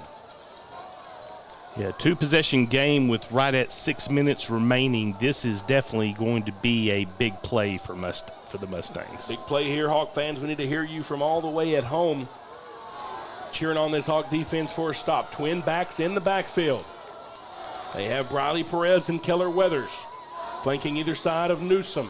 He throws it to Weathers. They're going to have a pass back to Newsom. He's trying to get some blocks in front of him. And number 11 for the Hawks, Jaden Scales, a man on an island, 1 versus 3. And after the little pitch back, Ty Boozer there for the tackle to end that series. They turn it over on down. Watching on this replay, Scales does a good job to get out there, slow the quarterback down. Quarterback gets it out there, and then, yeah, exactly like you say, Ty Boozer comes up and makes the tackle after that, as several Hawk players got over in the middle of that. But I tell you, 1 versus 3 out there. Scales on an island, and the sophomore stepped up big, and the Hawks have the ball back. 5:32 left in the ball game. Pleasant Grove leading by 12, and march this thing down and get a few first downs, and we can be eastbound and down with a victory from over here in the Metroplex. 2 receivers out to each side for Akari Johnson. Tailback in is number 13, Nick Bells. Johnson looking to his left, wants to throw, caught by Bells. Out of the backfield. Good tackle out in open space that time by number 20, Coy Hayes, the sophomore linebacker for Midland Christian. Holds Bells to a 3-yard gain. It'll be 2nd down and 7. Yeah, I think PG fans will be happy with 3-yard gains for the rest of the game. The clock will roll inside of 5 minutes now with 15 seconds left on the play clock. 2 receivers split out to each side for Akari Johnson. Quarterback keeper, there's going to be a flag on the play. A little bit of early movement here from the receiver on this side, I believe. Small shot. Open. Number 3.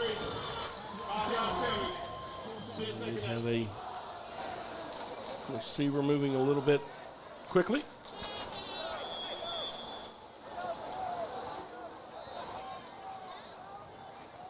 Hawks changing in personnel back and forth.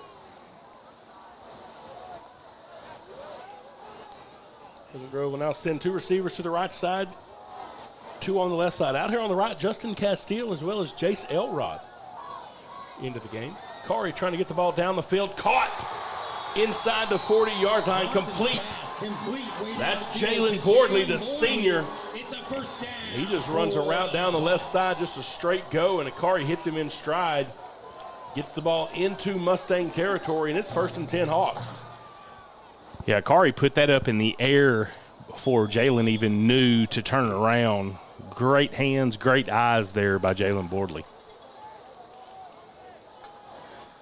Still with 2 receivers split to each side now. Akari Johnson and company. 1st and 10 at the 37. Rolling left. Akari going to pull it down now. Has some room. Steps out of bounds near the 30-yard line. That'll stop the clock with 4:07 left. After a 6-yard gain. Make it 2nd down and 3 to go. Yeah, it looks like he was chased out by Coy Hayes for the Mustangs, and I did not catch the lineman number there, but he also had some pursuit there. That was Mason Hosier. So Carly wisely just running that out of bounds. And you see Mr. Sutton in the background there. Getting the band geared up. 2 receivers split to each side now for Akari Johnson. Pitches it to Jalen Bordley. Bordley coming around the left side at the 30. Bordley inside the 20. It'll be enough to move the sticks. More importantly, stays in bounds to move the chains. And that just a long handoff around the left side. And we got a man injured. Yeah, we're going to take a quick break for that injury, and we'll be back to finish this one up. You're watching Pleasant Grove Hawk football on Texarkana Game Day.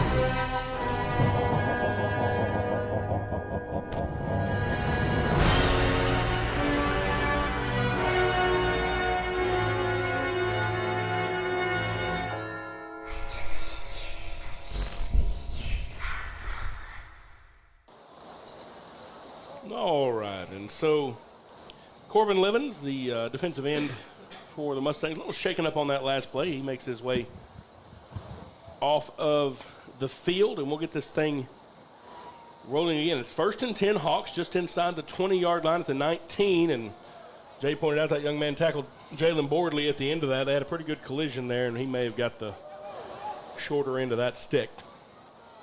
1st and 10 for the Hawks now. Everybody in tight. Bordley at tailback, lined up to the left of Akari Johnson. They hand the ball. I think that was Bordley. Hand it to him in the middle. The handoff to number 13, Nick Bells. No, that was Nick Bells back in there. Down the middle of the field. Carrying the ball. Yeah, he was able to tuck in behind the Pleasant Grove offense and get a few extra yards after that first point of contact. Just leaned on those big guys up front. 8-yard pickup moves it all the way down to the 12-yard line. Clock rolling inside of 3 minutes and 20 seconds now left in the ball game. Hawks leading it 38-26. Kari gets the snap, hands to Bells again. Spins off of the first would-be tackler. He's going to be about a yard shy as he gets it down to the 10. We'll be looking at 3rd down and 1. And that was Bordley on that carry. Now, see, they're going to have to stop trading them out back and forth when they're this far away from us. Oh, I like those fresh legs. No, it's a good idea. He's brought down by number 15. I need some binoculars. Mason Hosier. Bordley stays in as running back. Bordley's still in there now. I can tell that because he's as tall as Akari. Akari keeping it rolling right wide past open. A man open. Touchdown! Pleasant Grove Hawks. Landon West, wide open. Great route. Good pass. Pleasant Grove touchdown. Landon West comes out of that H-back position. We talked about adding that double tight H-back in there, and that time Landon West. I think everybody up in the stands saw that thing develop as soon as it snapped. And the Hawks split this thing wide open now, 44-26, waiting on the extra point. Snap is down, kick is up, and it is good. 2 minutes and 33 seconds remaining in the ball game. Hawks 45, Midland Christian 26. We'll take a break. You're watching Pleasant Grove Hawk football on Texarkana Game Day. What's it like at Texarkana College? Life-changing. Starting here means you can go anywhere. We offer student support, student life, dual credit, and hands-on training. And now you can enroll anytime. We'll help you start your future at Texarkana College. Get started by visiting us on campus or online at texarkanacollege.edu. Your future starts here.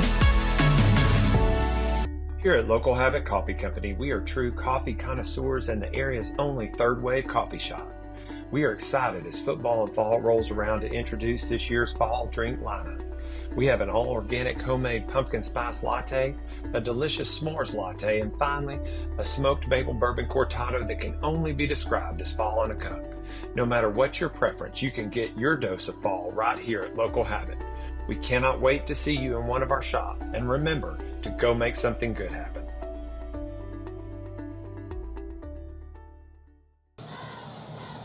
Carter Buxton once again set to kick off for the Hawks after the Pleasant Grove score. High end-over-end kick. Will bounce into the end zone. Landon West from the H-back position with a touchdown reception from Akari Johnson.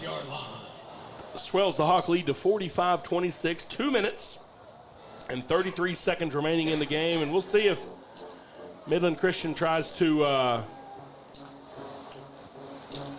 swing this thing around or if they're content just to get on home and go from there.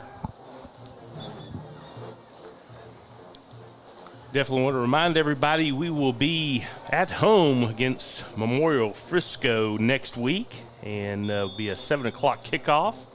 So invite all of those Hawk fans and surrounding area of the community to join the Hawks as they face Frisco next week. It'll be a good time at home. Let's fill up Hawk Stadium.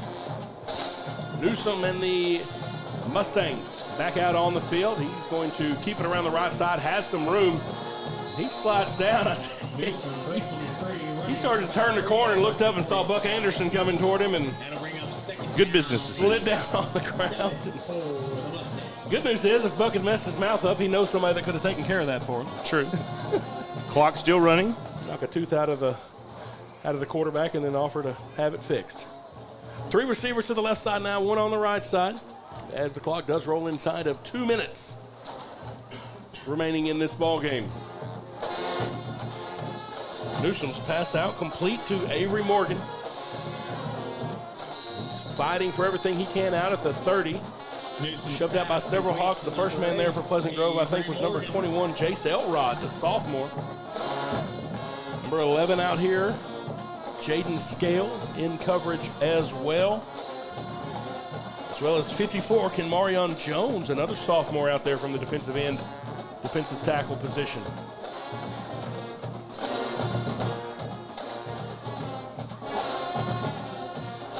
Quarterback rolling right, this time caught back by Rodriguez. He steps out of bounds, being covered by KJ Reeder. That'll stop the clock at 1:43 remaining in the game. It's enough for the first down, moves it up to the 35-yard line, 1st and 10. Midland Christian from there. Looking into the Hawks secondary. Yeah, the Hawks secondary did a great job. Rodriguez was the only outlet open that Newsom had, and just for a short game. Walker Wright, sophomore free safety out there right now for the Hawks. Again with Jace Elrod we talked about on the opposite side of the formation there. Ball tipped, trying to get it to Weathers. Bounces out of his hands, incomplete. It stops it with 1:35 left. Jaden Scales was covering that. Scales is a sophomore out there. So you look out there on this defense for the Hawks. Walker Wright, Jaden Scales, Jace Elrod, all sophomores. Terrell Patton, sophomore out there on the field. May have Jace coming from the bottom here. Looks like he might have a little blitz dialed up. What do you think? Perez calling out the defense as Newsom gets the snap. Wants to throw. Elrod is coming. Newsom bounces outside to his left, being pursued from behind. Number 12 for the Hawks, Jabrian Baltimore, another sophomore. Doing a good job to convince Newsom to head on out of bounds. Yeah, Jamin Wheeler was right behind him. 3rd down now for Midland Christian.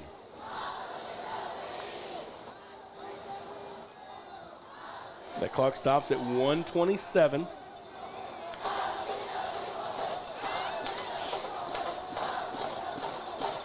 Hawks showing a little bit of pressure here. We'll see if they send it. Quarterback, keep it around the right side. Has some room, slides as he gets the first down. Keeps it, gets the first down. It'll be enough to move the sticks. 1st and 10 Mustangs. Jace Elrod was the closest Hawk there. That does keep the clock rolling, though, at 1:20 left. The Mustangs do have 3 timeouts. Don't seem too intent on using any of those, though. Down 45-26. Everybody will be happy to get out of this thing and keep heading back in our own opposite directions. 3 receivers right side now, 1 to the left. Trying to get the ball out to the trailing receiver. It's going to fall incomplete. There's not quite enough on it from Newsom there, and you wonder if legs and arms start to get a little bit tired and fatigued at this point in the ball game on a hot September afternoon.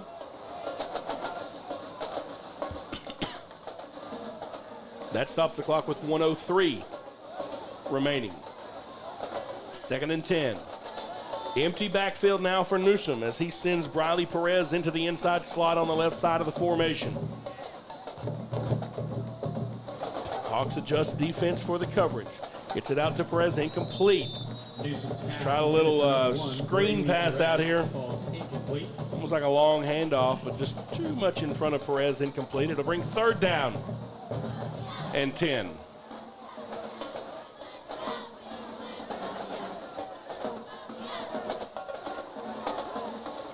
Again, empty backfield. Brings up 3rd down and 10. For Newsom. This is good practice for this Hawks secondary. It's against a little wide open 0 formation. quarterback keeper looking for room into the middle. Newsom keeps it, takes it up the middle. Flag that comes in late, and I'm afraid may be a face mask there. Newsom a little bit slow to get up. Yeah, I've been impressed with the adjustments that the defense has made to this point, only giving up one score in the second half. Absolutely. So it was a face mask there. Yeah, you feel like that went at halftime, and the Hawks probably made just a few more adjustments than we saw in the Mustangs. Like you said, maybe some of that depth came back, but really like to see the intensity and the fire that the Hawks came back with in the second half. Xavier Johnson's out there guarding Rodriguez, and McFadden's back in the game. Down here in close, and maybe Coach wants to keep this thing the way it is. They get it to Perez out of the backfield, little outlet pass. He's going to be strung out and goes out of bounds. Finds Perez in the backfield. Just outside the 35-yard line to the 36. He'll lose brings up second down 3 or 4 on that one. Second down and 14, 44 seconds. Yeah, Xavier Johnson coming in to make that stop. They're going to give him credit for forward progress and say move the clock as it rolls inside of 30 seconds. We're going to get some personnel on the field here.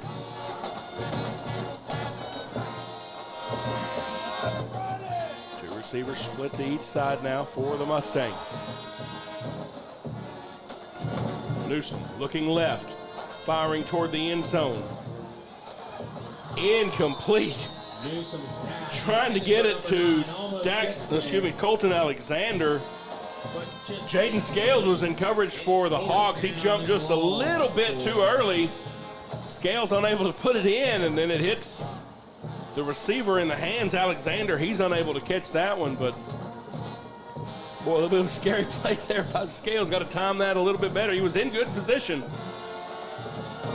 Don't want to jump too early. 13 seconds left now, third down and 13. Newsom surveying the field. Throws it underneath, caught by Rodriguez. Newsom's pass Scales to Boston Rodriguez. bottles him up inside the 35-yard line. It'll be 4th and 11. Jaden Scales. They will not have a play. That is the end of it as the time expires. Your final from here at Children's Health Stadium in Prosper, Texas. Pleasant Grove 45, Midland Christian 26. You can hear that Hawk band playing the fight song in the background. Pleasant Grove moves to 3-0 on the field. Jay, thank you everyone for really like to see the second half of that game, the way the intensity, the way the Hawks came out, adjusted the things that needed to be adjusted from the first half. Saw some really good tackles out in the open field. Saw the offense do some good things as well. Stuff to work on moving into next week, but I think some things from that second half we can definitely build on as we get this young season moving and now start to see as we catch our stride. Well, if you take that first half of the Bird game and complement that with the second half of today's game, and Pleasant Grove is going to win deep into the playoffs. Yes, you're exactly right. Yeah, and I think that's one of those things.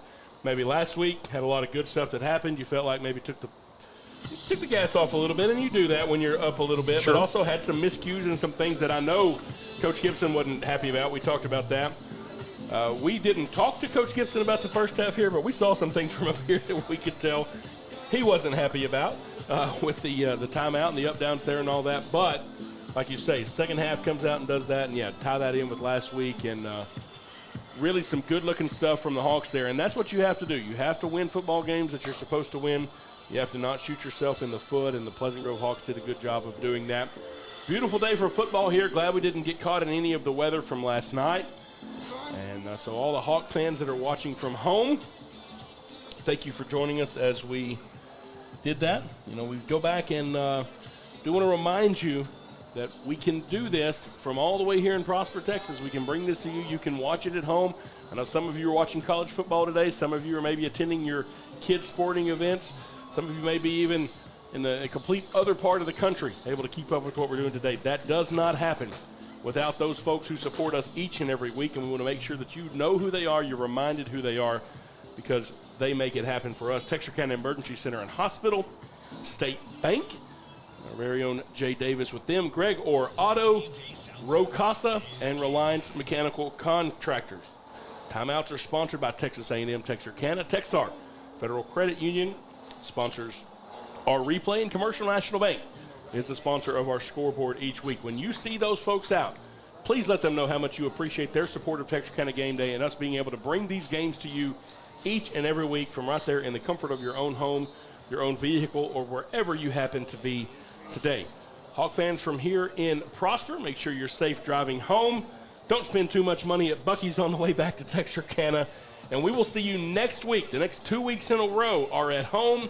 Frisco Memorial coming to town, 7 o'clock. Kickoff next Friday at home at Hawk Stadium. Let's fill it up.